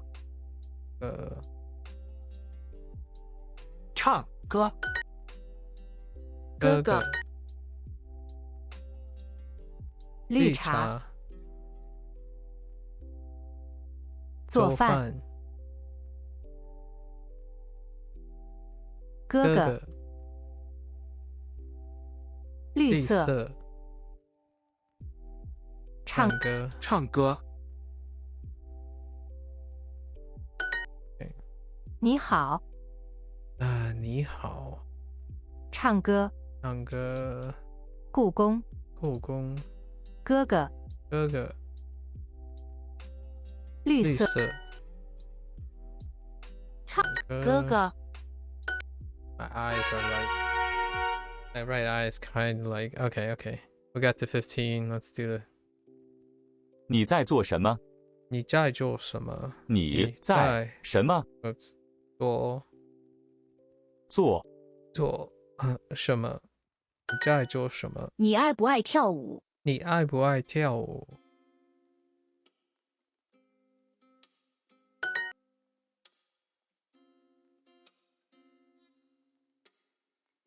有，有五，有听听玩跳跳欢温胀扭加右细细，Oops，我喜欢听歌，不会唱歌。我喜欢听歌，不会唱歌。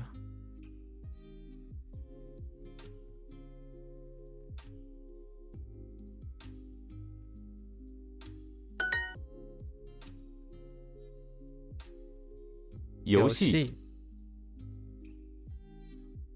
狗。玩。猫。矮。wait. 矮。Oh, oh yeah, that's right. Oh my gosh. I haven't seen in a while. 他最喜欢听什么音乐？他最喜欢听什么音乐？最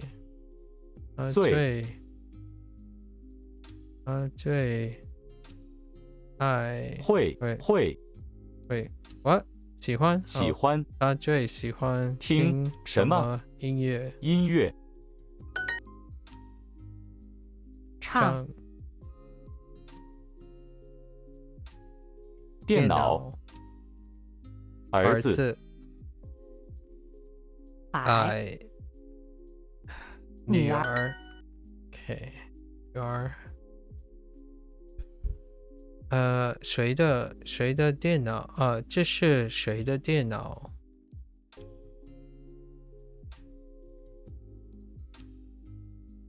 Hello? 这是谁的电脑？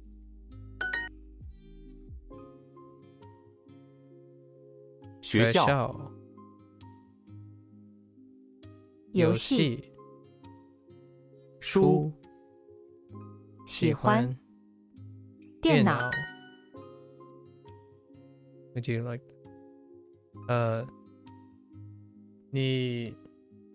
你最爱谁？你最会喜欢 ，sorry not 喜欢谁 ？Oh there.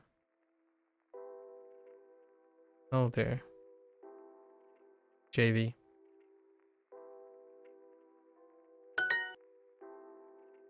Jake.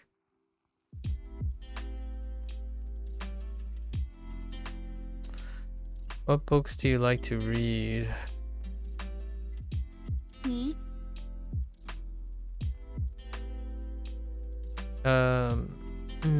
对，你喜欢看什么书吗？什么书？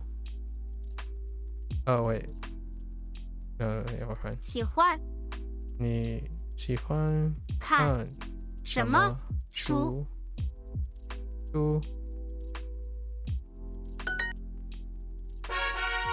Get more with Super Duolingo. Yes.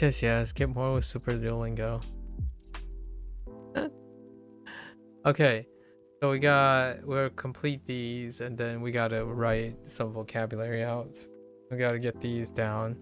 I think I'm gonna have some trouble with remembering Yoshi. Probably Yo. Yo is the yeah. 跳舞 I'm really tired. We're going to 跳舞 too far. I try to sleep early and wake up early. 跳舞 Recently, so I can make the drive. 跳舞 I wasn't planning on going this late, so that I can move my 跳舞 sleep schedule a little bit earlier again. 跳舞跳舞 Oh.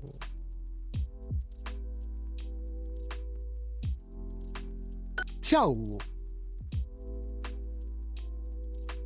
跳舞跳舞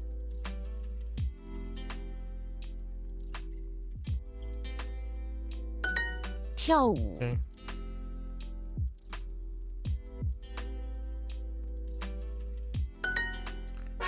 That was kind of close. It wasn't that. I felt the tension. Yo. Okay. Yo. 跳舞 Okay. No, I lost it. 跳舞跳舞跳舞，跳舞，跳舞，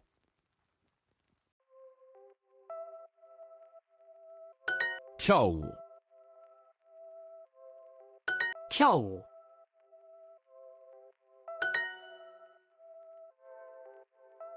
跳舞，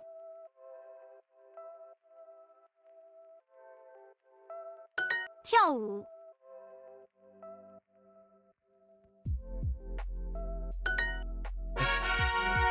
Get more. Yes, yes, yes. One more. 跳舞，跳舞，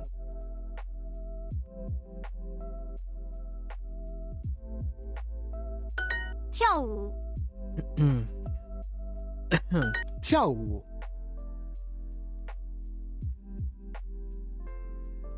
跳舞，跳舞， OK，跳舞，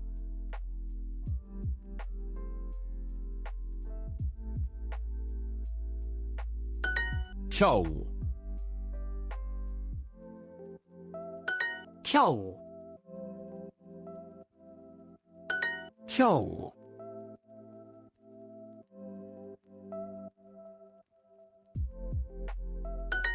跳舞，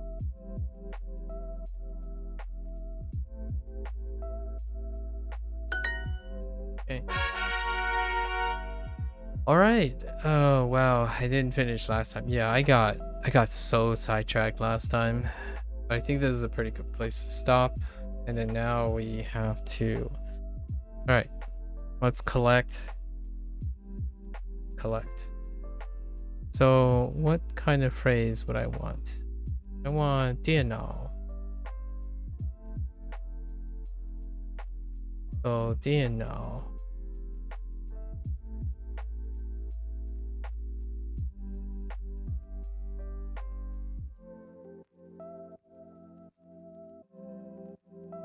Wait, was that actually?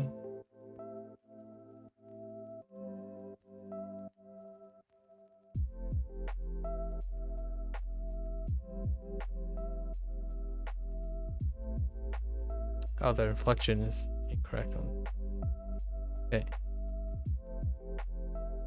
Okay. So, 电脑.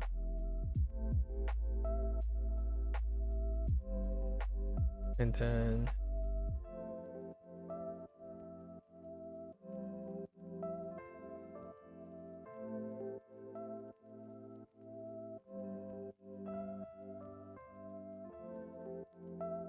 okay. And then 游戏 Oh, 游戏 got water. Toxic character. And this? No.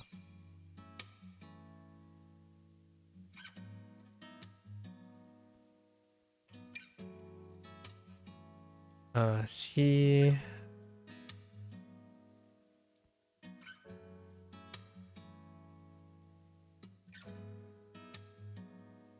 Okay. 电脑游戏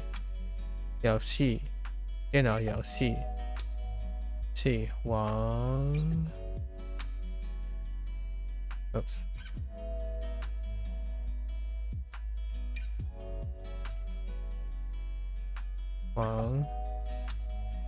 王电脑游戏 and 听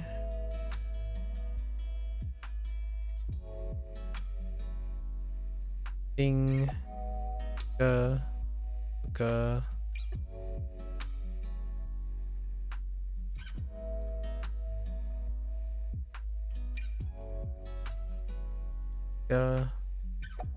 听歌 and 跳 has this 跳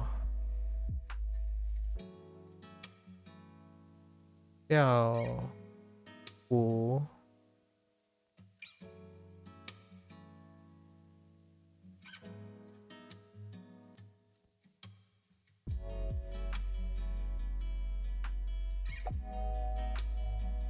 OK， 跳舞。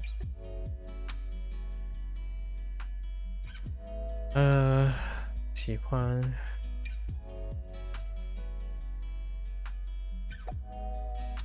哦，不对。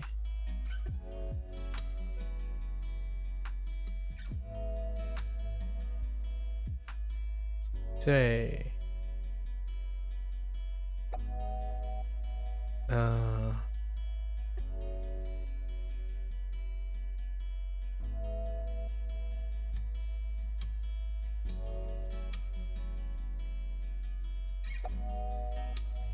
喜欢。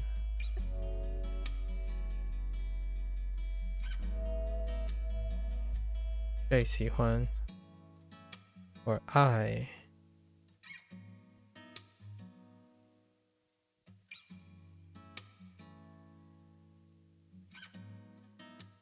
爱。最喜欢，最爱。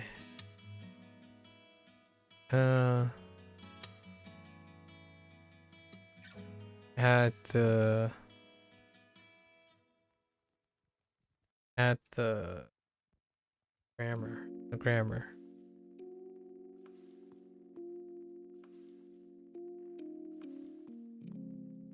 我会。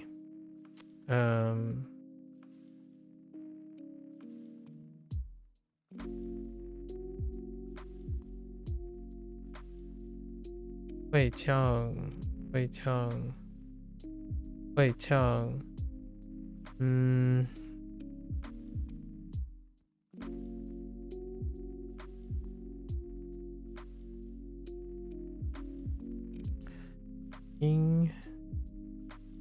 英语。英语歌。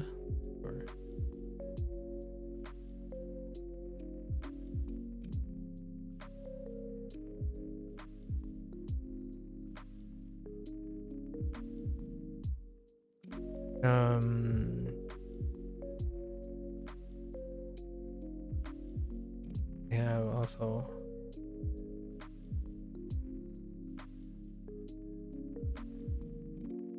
No, that's not it.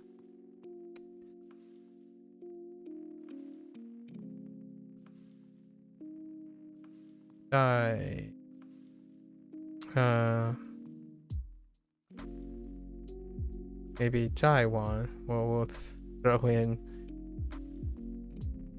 Oh, wait. Maybe.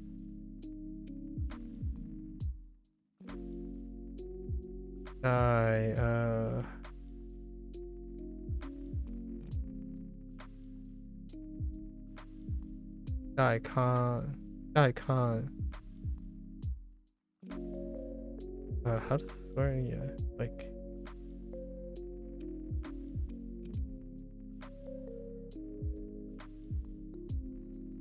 Daikon Shu.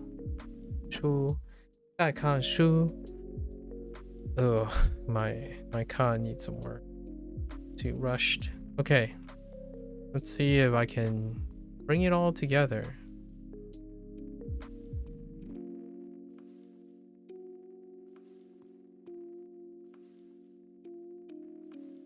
Try again.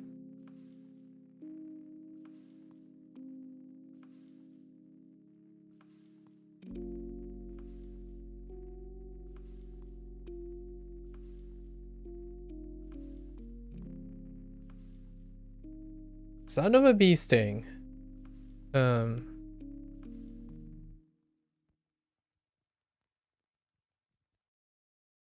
Wow. I really didn't pick that up, did I?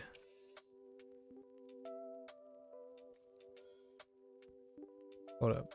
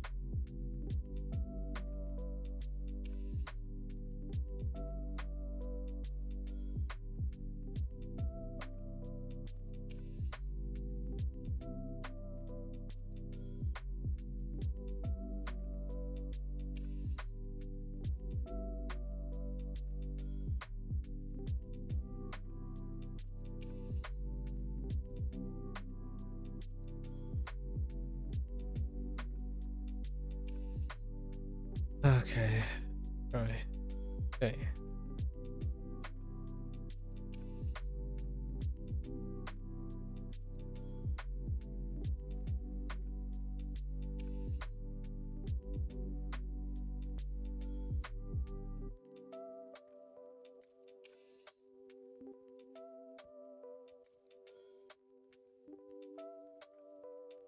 Oh my goodness.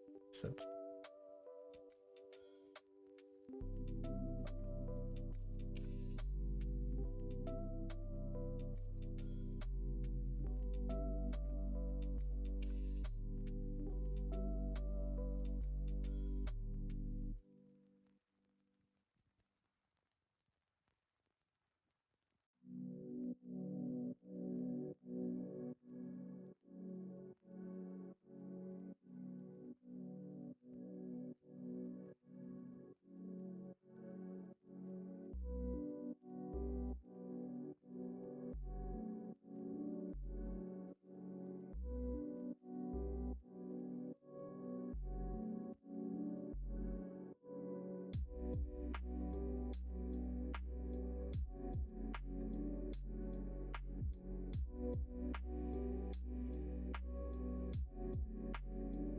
Yeah, these two are just not that great.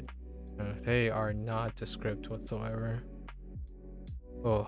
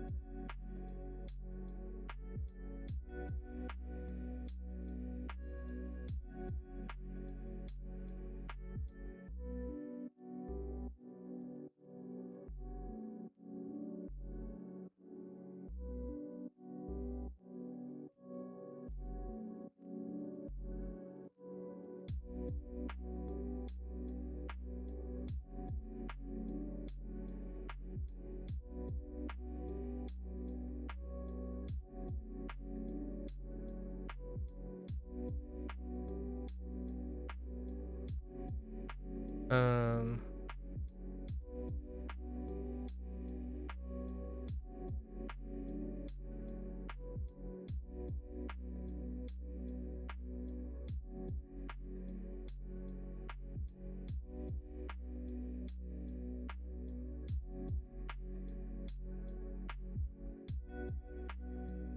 um,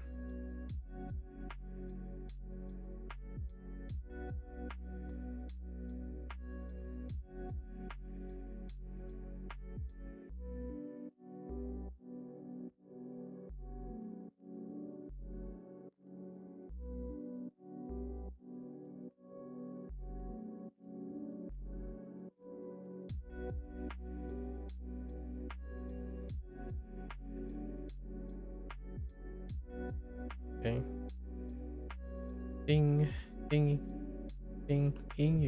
英语歌。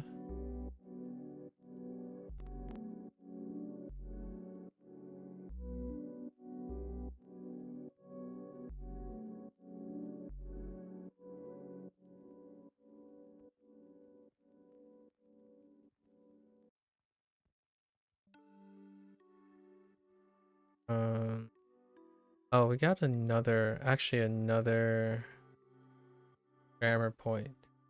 I forgot.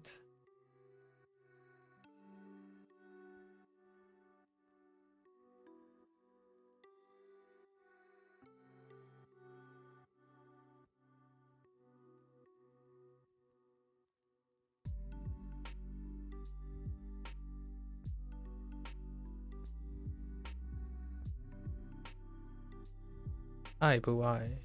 Hi, boo I. Hi, boo I. Hi, boo I. Um.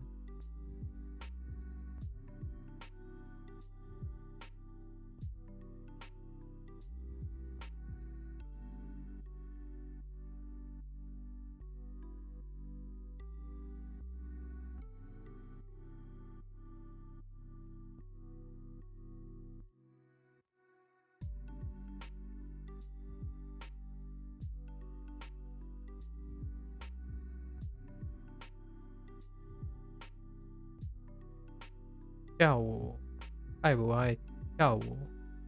That's a great way to integrate that.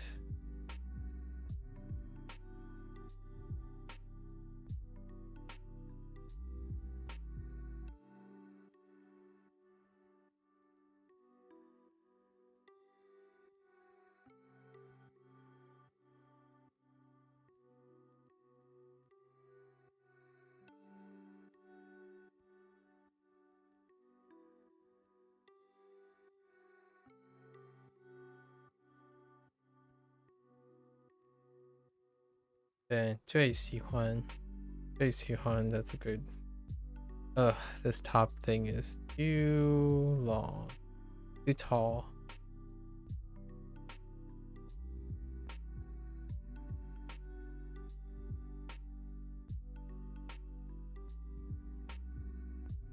Oh, I really dislike this character.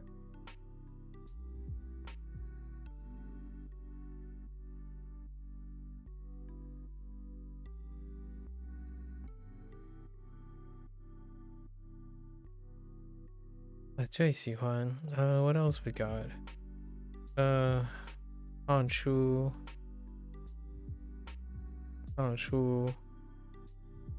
跳舞玩游戏电脑在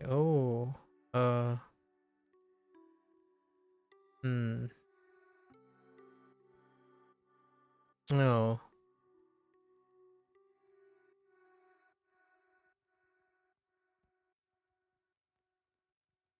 And the grammar point for away.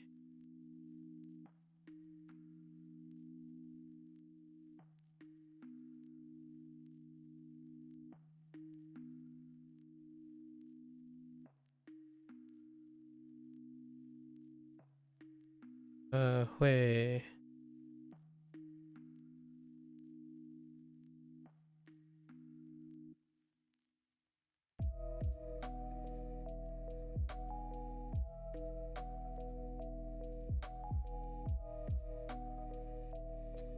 Need something to talk Hui with. I think that's all of them though.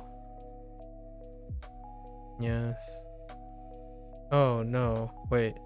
No, I haven't. You can put Hui Qiang. That's pretty good. Qiang. I think that's good enough. I'll probably remember most. Check.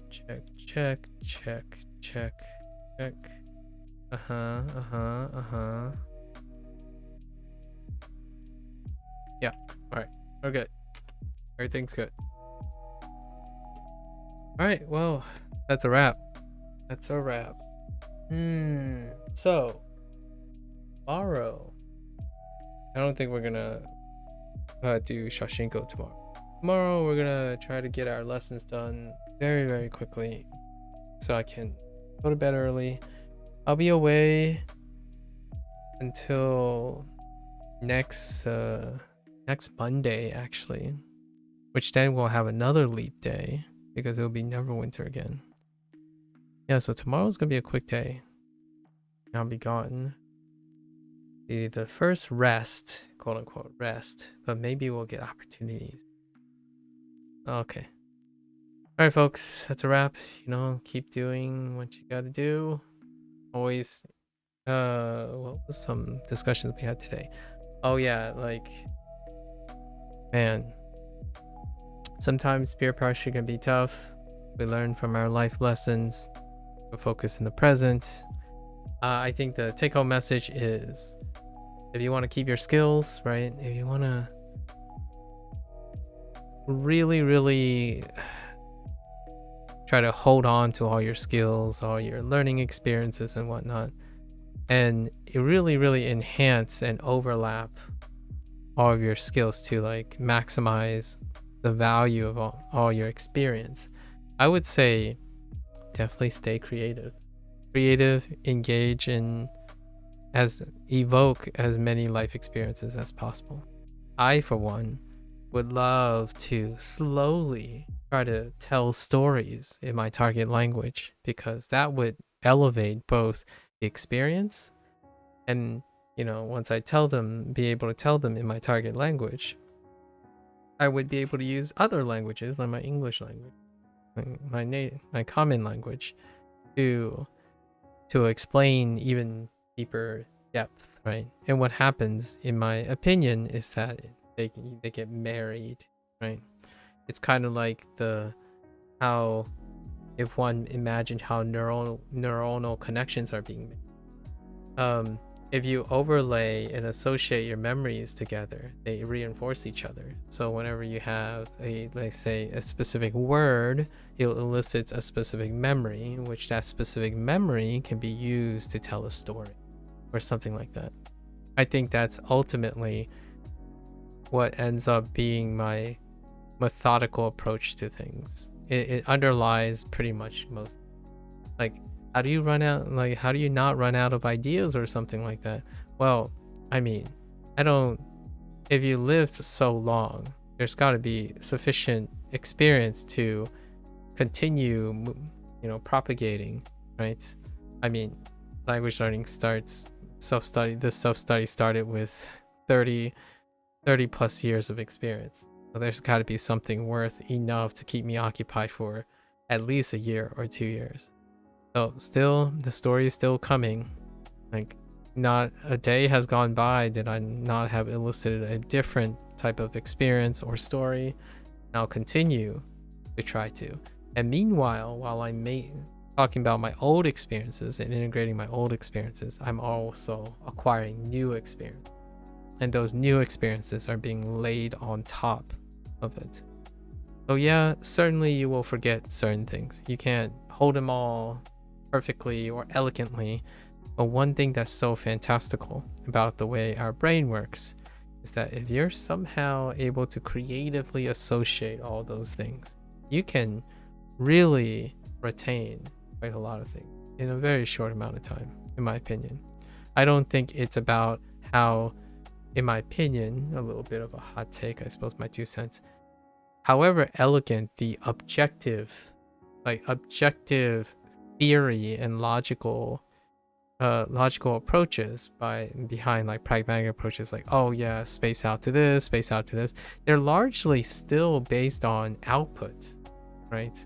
So, like, for example, your very popular SRS stuff, how the SRS dynamically eventually adapts to returning how, like, weak words and strong words, that is an output that it's reading that's being adjusted. That's great. It takes out the work of needing to keep track of that stuff. However, that doesn't necessarily mean your output is more or less efficient. It's largely in my opinion, you spend less time thinking about it. And that, in my opinion, is part of any methodology. However, yeah, the key is activating your knowledge. Yeah. Like, layering prior knowledge is excellent. So while yes, it's great to take out the legwork, like, oh, planning is, I honestly think planning, that's fine. Like, if you don't like to plan, that's great. If you don't like to track things, that's fantastic. Or like, that's acceptable. It's not fantastic, but that's acceptable. However, if planning is something you like to do, planning is something you do a lot of part of your life, right? Like, hear me out. If you have a job, for example, that requires that you micromanage, plan, and whatnot, if somehow you can create and adapt a skill that you constantly use anyways into engaging in your target language, then you have something extraordinarily work around. So yes, it might be cool if a tool does that organizing, if the person doesn't have the skills to organize things. And they may never learn. I mean, like, it's okay. You don't have to be a great organizer to learn a language. However, if you're a person who's asking yourself, I can do this myself, Or I can take a tool that I don't do very often and it's going to engage me in that way. And then all the skills that I have, if you can create something and wrap it around the skills and knowledge you have, they become tethered to each other.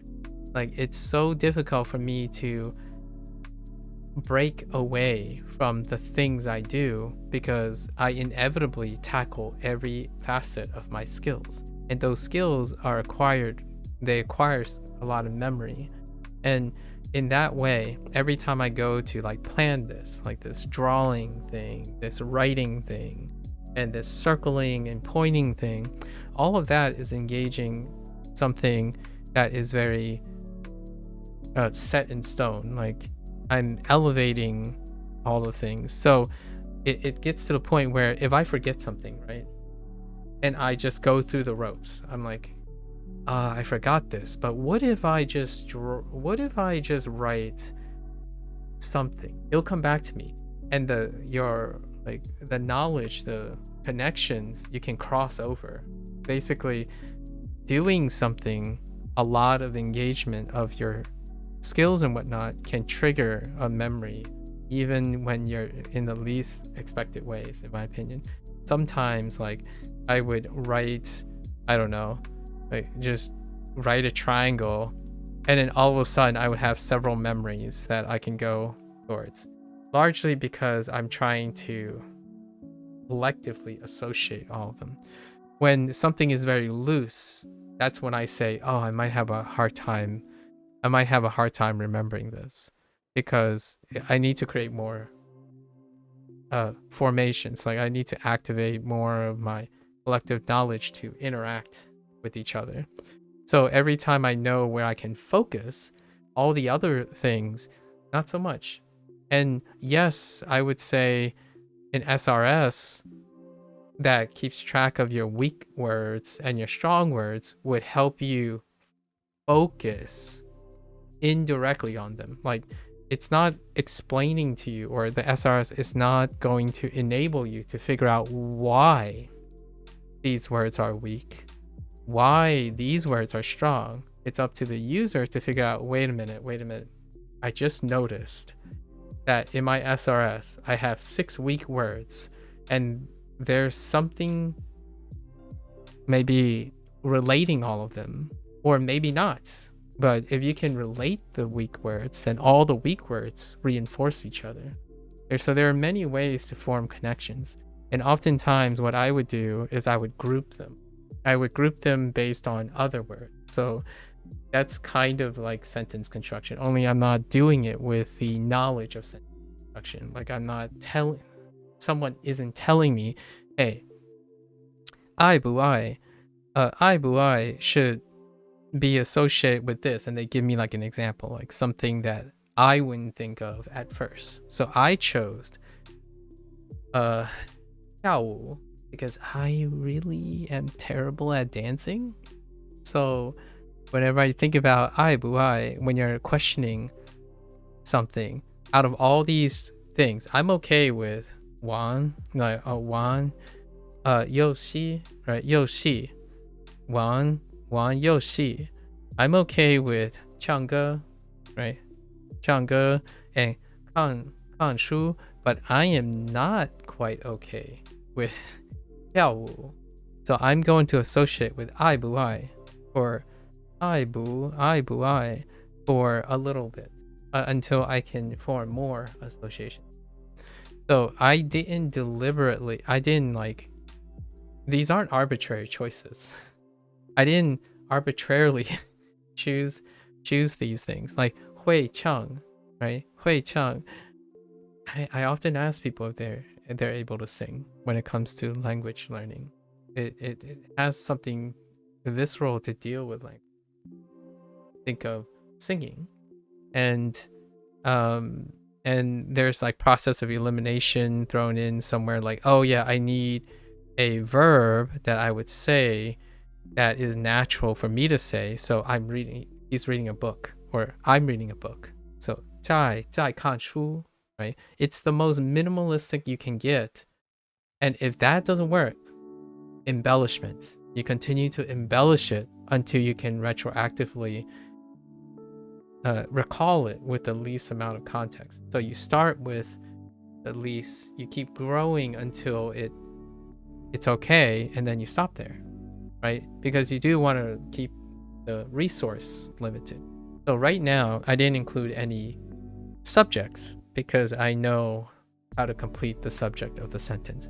我在看书, right? 我在看书. And then like 你会唱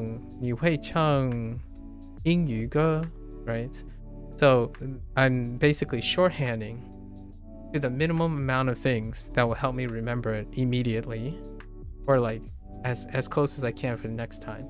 And if they still fail, I continue to stack on top of it. And the ones I don't necessarily need to, because in the future, if I learn more vocabulary, more things, I can stack it onto the ones that I already have. And in a way, that's what Duolingo is trying to do by doing this staggered format.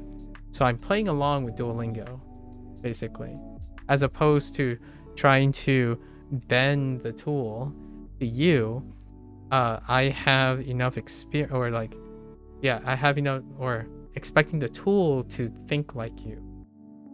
Have enough experience to cleverly like leverage a way to use, and that's kind of what I'm doing now. That's why I keep drawing these lines between use words and new words. And sure enough, it's fantastic today because I just discovered, or I was just pleasantly surprised that the Japanese course started moving towards this direction, like in this format. So now whatever I've been using, however I've been using to collectively learn all my characters in Hanzi, right? My Hanzi characters. Now I can apply them to kanji.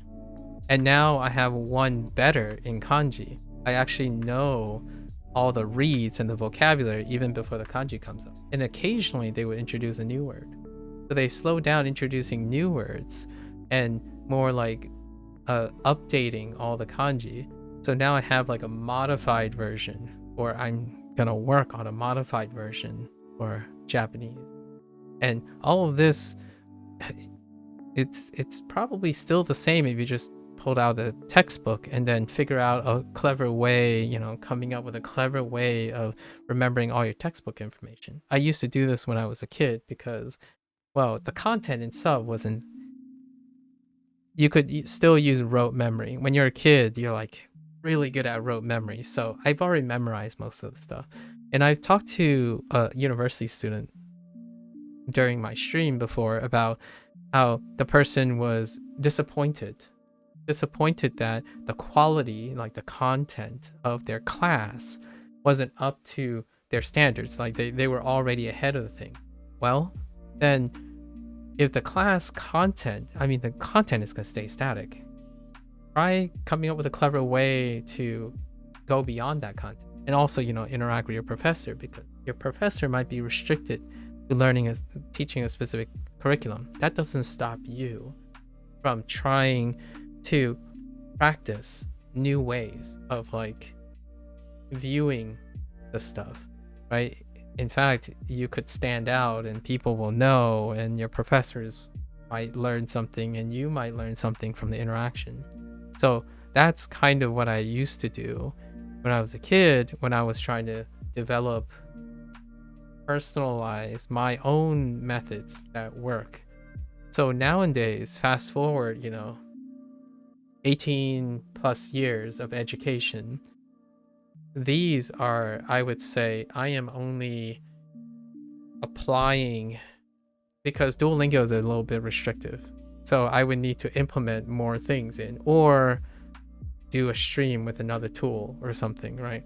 So slowly but surely, in another 2 or 3 months, it won't look like this, or it will look like this on the surface or whatnot. But I'll be juggling much more things because this will become very efficient, and then we'll try something else and something else. And it just comes down to, in the end of the day, if you are able to constantly just keep it fresh but familiar, right? You're cycling. So I'm cycling through ways. So when something gets a little complacent, I get so used to it, I swap it up. But it's something that I know how to do. I already know how to do it. And then I keep cycling. So every once in a while, you know, you've been doing push-ups for a month straight. You can switch it up. There's other ways to engage your chest other than push-ups, right? So then you return to push-ups at some time. I think the take-home message before, it was from a previous stream, is at some point, you will have tried enough, hopefully, you will have tried enough things that work, that maybe in your 30s or your 40s, like myself, you would come up with enough things that covers the vast majority of obstacles you'll approach, to the point that it doesn't feel like you're constantly doing the same thing, right? You have enough options, and you can still remain open-minded. Like, I'm still learning little things that I have a lot of ideas about, and I'm still implementing them, right? I can't wait to start tackling LLMs, like large language models. I can't wait for that. That is something that I have zero experience with. Now, there's a lot of related skills that I'm gonna bring to using LLM, but that's the idea. It's just constantly matriculating and moving forward. And honestly, I think that is the not so easy, and not so slap a dollar in it, slap a price on it kind of approach, right? I think things like this, and I do not expect, if your approach ends up looking identical to mine, then it is very uncannily rare, or I feel I would encourage you to try to make it your own, because it is very, very uncommon for someone to reach a specific time in their learning ability. I'm in the 18 to 20, whichever one. It's very rare to find an identical approach with this type of mindset. And the idea behind it is, then you are surrounded by other people who also do these things, and then you bank off each other, right? That's what idea sharing is. It's not an echo chamber constantly providing the same advice that this one person, like the source of this inspiration comes from one person and it's identical. It's kind of like saying, hey, you know how to get good at language learning? Buy this $150 course. It's like, if it works for you, that's fantastic. I hope that when you buy the $150 course, you are also extracting the knowledge from it. Not the content itself, but the knowledge structure and what makes it work for you, right? Because that's also part of the learning process. If you pay for something, I would want to learn how to replicate it myself, right? If you pay for something, I would want to learn how to do it myself in some capacity, or use it to guide my future self. I don't want to become dependent on something. And yes, that also includes Duolingo. You know, at some point, Duolingo's course is going to end, and I would have extracted all the experience that I have trying to make Duolingo interesting and not, boring. If it's boring, I'm not going to stream it. So I will probably be very vocal about when I'm saying like, oh yeah, this isn't working. This is kind of boring and whatnot. There are times when I do say I'm tired because I can't do all the ideas I have. There's no end to this, at least in my opinion. So if you can do it with something that you believe is incredibly boring, then honestly, I don't think anything is going to stop you. You can probably do any job and find something really interesting about it. If I were a little bit more fit and maybe a little younger, I probably would just go to a warehouse and find really interesting ways to do like box stacking or something. Like, it doesn't really matter what the task is. I think ultimately, if you can engage your creativity, which is all the experience you have, all the knowledge you have, I don't think there's a doubt in my mind. Okay, you're more likely to succeed in the thing. It's kind of like the hidden extra. Everyone knows the feeling where, oh yeah, if you're really motivated, you'll succeed at learning something, right? But in between there is that motivation breeds innovation, and not innovation in the sense of you're inventing some top secret thing. It's innovation in the sense of you have curiosity, you want to invest in yourself, and at some point you will be creative enough to make it work, right? That's where that motivation gets dedicated to. And to me, this is what it looks like. It looks chaotic. It might not even be helpful. Like, I don't want, like, I hope no one is like, oh yeah, if I do these exact motions and I do these circles, it will work. The idea is, what works for you? What do your circles and brackets and deciding how you pair these words, these should be different for you. You pair strong words with weak words. Some people pair a strong thing with a weak thing, and then when they remember the strong thing, they remember the weak thing. Some people pair all the weak things together so that they can hyper focus on the weak things and then sideline the strong things. The idea is up to you. You have to discover what's most efficient. For me, I pair strong things with weak things so that they become tethered together. So if I have a phrase that is very tough for me to remember or me to visualize, I would pair it with something that I know I would probably say and I can visualize. Like today, I had to write Jidohan Baiki. Jidohan Baiki. But the thing is, Jidohan Baiki has 5 characters. Jidohan Baiki, right? 4 of the characters have radicals that I'm already strong in. So it only took me to learn the 1 radical, which is flanked by 4 characters that have 4 familiar radicals. So in the end, it was very quick to remember it because of how I look at the things. I look at what's familiar, what's not, and couple them together. And that's kind of what I'm doing here. And I'm going to do this pretty much. This is the future for, like, I'm going to say 1 to 2 months. Maybe 2 months or so, because both Japanese and Chinese is becoming this, basically. You know all your grammar stuff is there, and then anytime I see a grammar thing that I kind of like, oh yeah, I forgot about this grammar, I'm gonna pick it up. Let's go write something.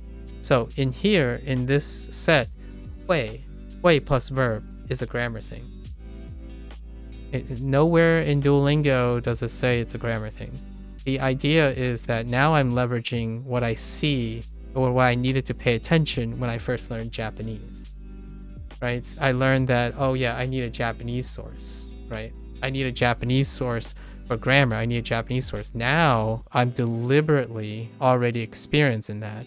So now I'm looking for grammar points. So I keep looking and farming for grammar points. So hui verb, zai verb, and zui, right? Zui is a amplifier. And then we have one of 3 ways to ask questions, like ai bu ai, right? You take a verb or an adjective and double it with the bu, that kind of thing. And I already went over all the grammar up to this point by looking at, or like I looked at what the grammar covered here, and they actually hit on every single A1 grammar. by section 2, unit 14 actually. Or actually this unit, sorry, unit 15. Because the very last one is hui, and zai isn't even in the way zai is being used in here. I'm not even sure if that's in A1. So we're already across A1. It took longer because I'm like writing and stuff, but other programs would say like the master classes that you pay for $90 said that they would try to guarantee it, or like say it, and it takes like 50 hours. Well, I spent probably 100 and safely like 150 hours. So, but that doesn't mean I only gained those things. I've gained other things. I worked on how I want to go about acquiring Hanzi and all that. Those things, you hopefully if you're paying for something, hopefully you spend time extracting that information. Because ultimately you have to ask yourself, what are you paying for? Because personally, I would pay for the thing that keeps on giving. So you don't have to become like an expert in planning or language learning. The idea is you're gonna try to get more value out of it. Like one day I might be interested in designing a course or something, and putting down things, putting down routes and offering advice and whatnot. So that's kind of cool, at least in my opinion. Invest in yourself, right? It's kind of like teaching a man how to, if you give a fish to a man, they'll eat for one day. If you teach the man how to fish, they might eat for a lifetime.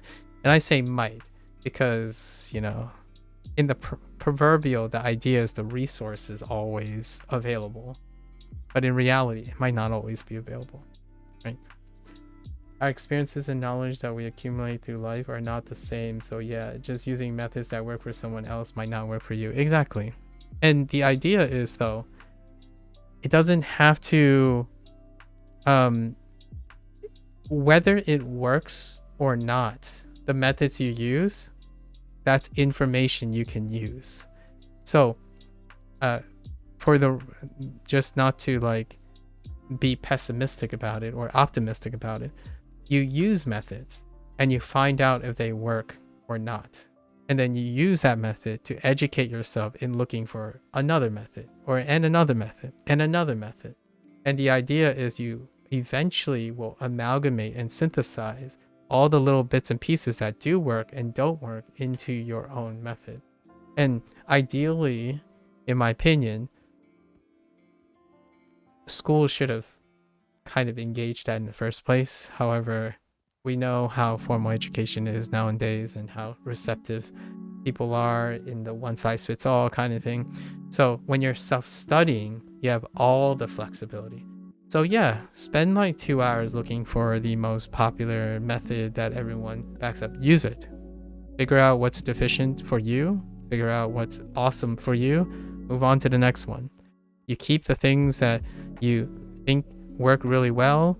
You keep track of the things that don't work really well. Find out if you can improve them by integrating the next method and the next method. And the idea is you're going to generate intuition. I mean, you can even intuit these things. I'm obviously not intuiting these things at the moment, since I have no prior experience with self-study in language learning.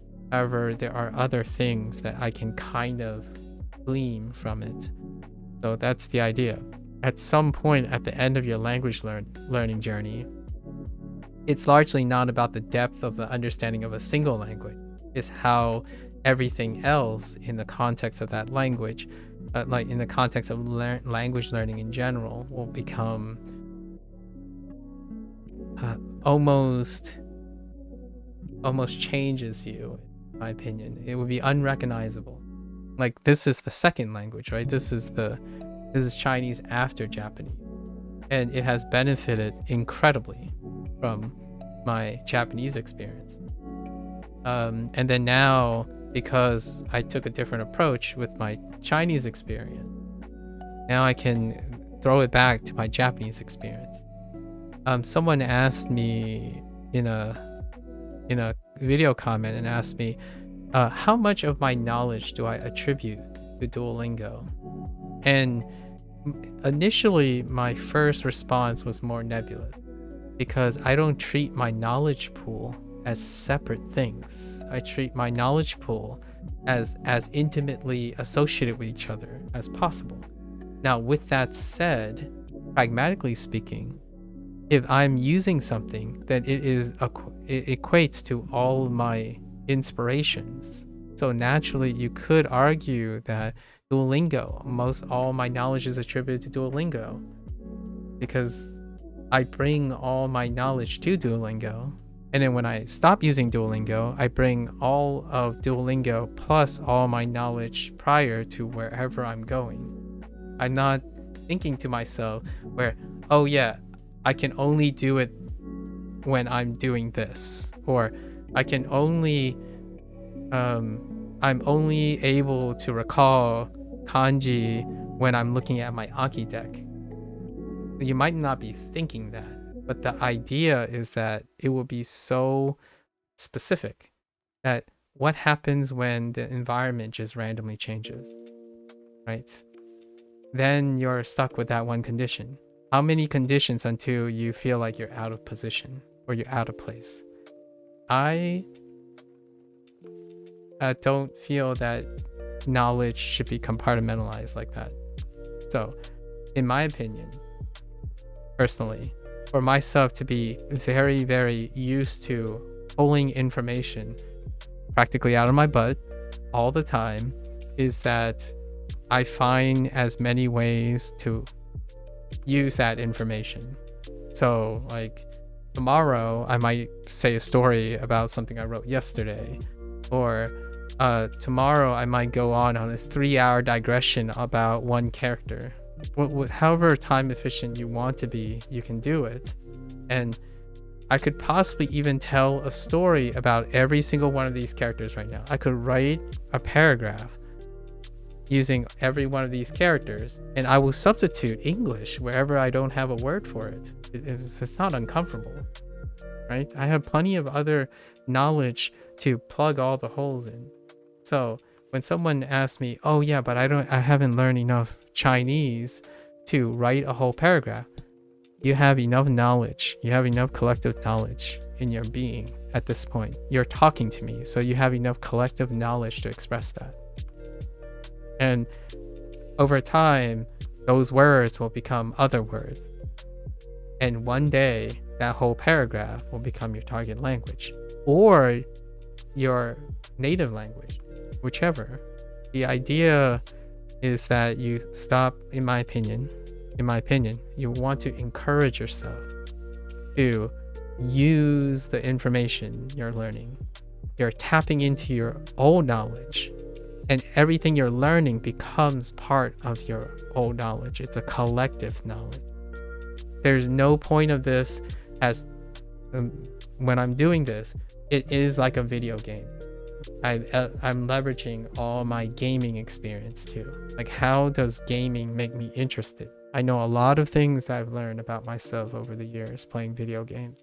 I didn't just learn the content that was in the video game.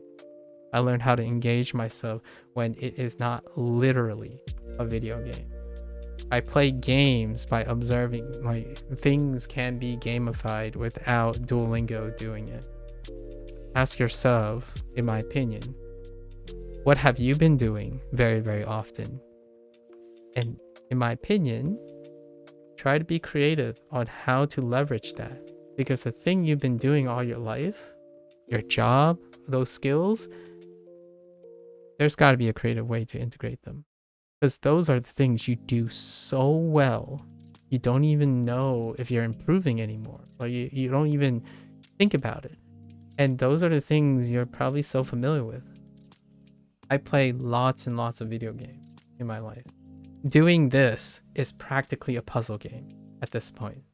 Like, the way I love puzzle games where you like put one, put the other, like put them together, and then you're like, oh yeah, let's look at this shape. This shape is like this shape. It's practically like playing a game like The Witness or something. Only it's presented in a different way. So, that kind of thing. Yeah, it makes it sustainable. Yes. Sustainable is a great word. It makes it sustainable. Like, engage yourself in it because you've done so many things. I can't wait to start drawing because I do like drawing. So in October, I'm going to be drawing. And we might not even, there's a chance we might be doing even less Duolingo. But the idea is for that period, I already draw in October. So how can I learn and talk about Japanese or use Japanese or Chinese when I'm already doing something that I've done before? That makes it interesting. I've never drawn with the idea of needing to use a target language, right? So hopefully it's like, go out there and like come up with interesting ways. Content creators have no shortage of different ideas. Like, so many more proliferative content creators have done many things, like speak Japanese with English, speak Japanese in English, like speak English in Japanese, that kind of thing. That's a way to tug at different little things. It might not be natural, or it might not be the most ideal. Like, some people might think, oh yeah, but that doesn't engaging in yourself makes you remember things. I think it's an underrated skill. Yeah, you could even draw stories. Like, what I would even do is, like, if you can't remember a kanji character, then draw something that reminds you of that kanji character. You don't have to literally think about the kanji character. It's so, there's a bridge. So yeah, go out there, think about it. Personally, the only reason I'm doing this live is that I'm not here to show you how I copy things or how I take the most popular method and then like criticize the method for what it is objectively. This is my subjective approach, right? If I need to learn something, I'm going to be creative about learning it. Doing what is already offered is baseline. That's the minimum the minimum effort you can do is use someone else's design and product and then kind of actively learn it, right? You want the product to actively engage you. Now, in an ideal world, a product would be able to engage you and inspire you to do even more than that. And in my opinion, a perfect tool doesn't do that. It actually unreasonably prevent you from doing that. And you don't really need it. If your goal is to learn the language, right? Then yeah, done. I'm not doing that. I'm not doing just that. I want to also improve how I acquire new languages. I want to sustainably also improve the process itself, make it more enjoyable, so that one day when someone says, I'm just stuck, I feel like I've tried everything, I could at least be able to ask questions and say, what have you done lately? Like, what really worked? What really inspired? Let's get creative and try to make that thing as a part of the core of the thing, of your, like, your practice schedule, right? And that's kind of what I'm doing. I can almost guarantee if I look back in day 1 of Japanese and day 1 of Chinese,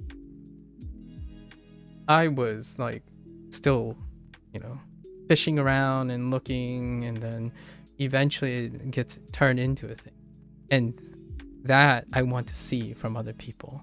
It's kind of like one of those like time-lapse videos that someone shows, like, here's my running, and then they would show like day 1, then day 30, and day 60, and day 120, and you can clearly see that person was motivated in a way that they were being creative. They were problem solving on the fly, and it all that is often cut out of the content because, people don't want to see all of it. And I hope that becomes more obvious in the future, right? Your way, in my opinion, it sounds a little egotistical. However, your way can be the synthesis of many different ways. And I think that's far more powerful than some way that is 80% someone else's idea that you can't internalize. There's always a chance you can internalize someone else's idea. However, I want to encourage people to do one step better. If you can internalize someone else's idea,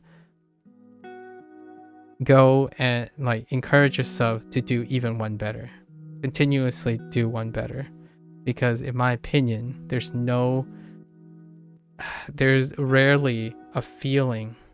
Yeah, that's creativity. Yeah, that's creativity. And there's no gratifying, there's a very few gratifying things in life than sharing, and being able to say, oh yeah, I started here with all these great ideas from other people. And I was able to meld them into my image. Here's what it looks like. Then you are one of those people. You become the people that inspired you. And now you are one that can inspire others. And that is pretty much the human condition, in my opinion. The most rewarding sensation of human condition. So no, I might not give you the most efficient method. The idea is the only most efficient method is what you determine. You can take a lot of other people's efficient methods and meld it to yours, right? Keep building. Keep on building. I think that's the take home method. Keep on building, keep on creating, and keep language learning fun, innovative, inclusive. If you can't understand why someone really likes a way that you don't like it, feel free to ask them. If they can express it, you probably met a creative person. And perhaps you might be able to take that mentality and put it towards your creative process. Alright guys, it's time to wrap it up. Again, thanks for hanging out. That's the end of the session today. Again, tomorrow we'll have a shorter session. I'm gonna have to cut some stuff out. Probably we won't do Shashinko and do 1.5 hours each or 2 hours. I'll be away for 4 days. I'm going to the annual convention. It's the only time of the year in the last couple of years that I would break anything that I've done consecutively, so I can go to this anime convention that I've been attending for 17 years now. And I absolutely love it. It's a tradition. And I don't actually go to the anime convention to participate per se in the actual activity of anime watching and stuff. I go there because I like to help people enjoy and be an enabler. So I actually work at registration the whole time. So I mean, if you ever find yourself at Otakon, it would be great to see your smiling face enjoying anime. I usually sit 45 hours-ish behind the registration booth. You see tons of people coming, smiling faces. It's where creativity is born, right? Inspiration, hobbies. It's very palpable. Obviously, I'm getting older and older each year, and I don't think my stamina is that great all the time, but I do it when I can. It electrifies me all the time. I come home super exhausted. However, when I recover from it, I get inspired by all the youthful energy, right? It's great seeing 40,000 plus people having a blast, right? Anyways, there you go. Until next time, right? If you're gonna watch this later, 谢谢 and take care. 再见. Until next time. Bye.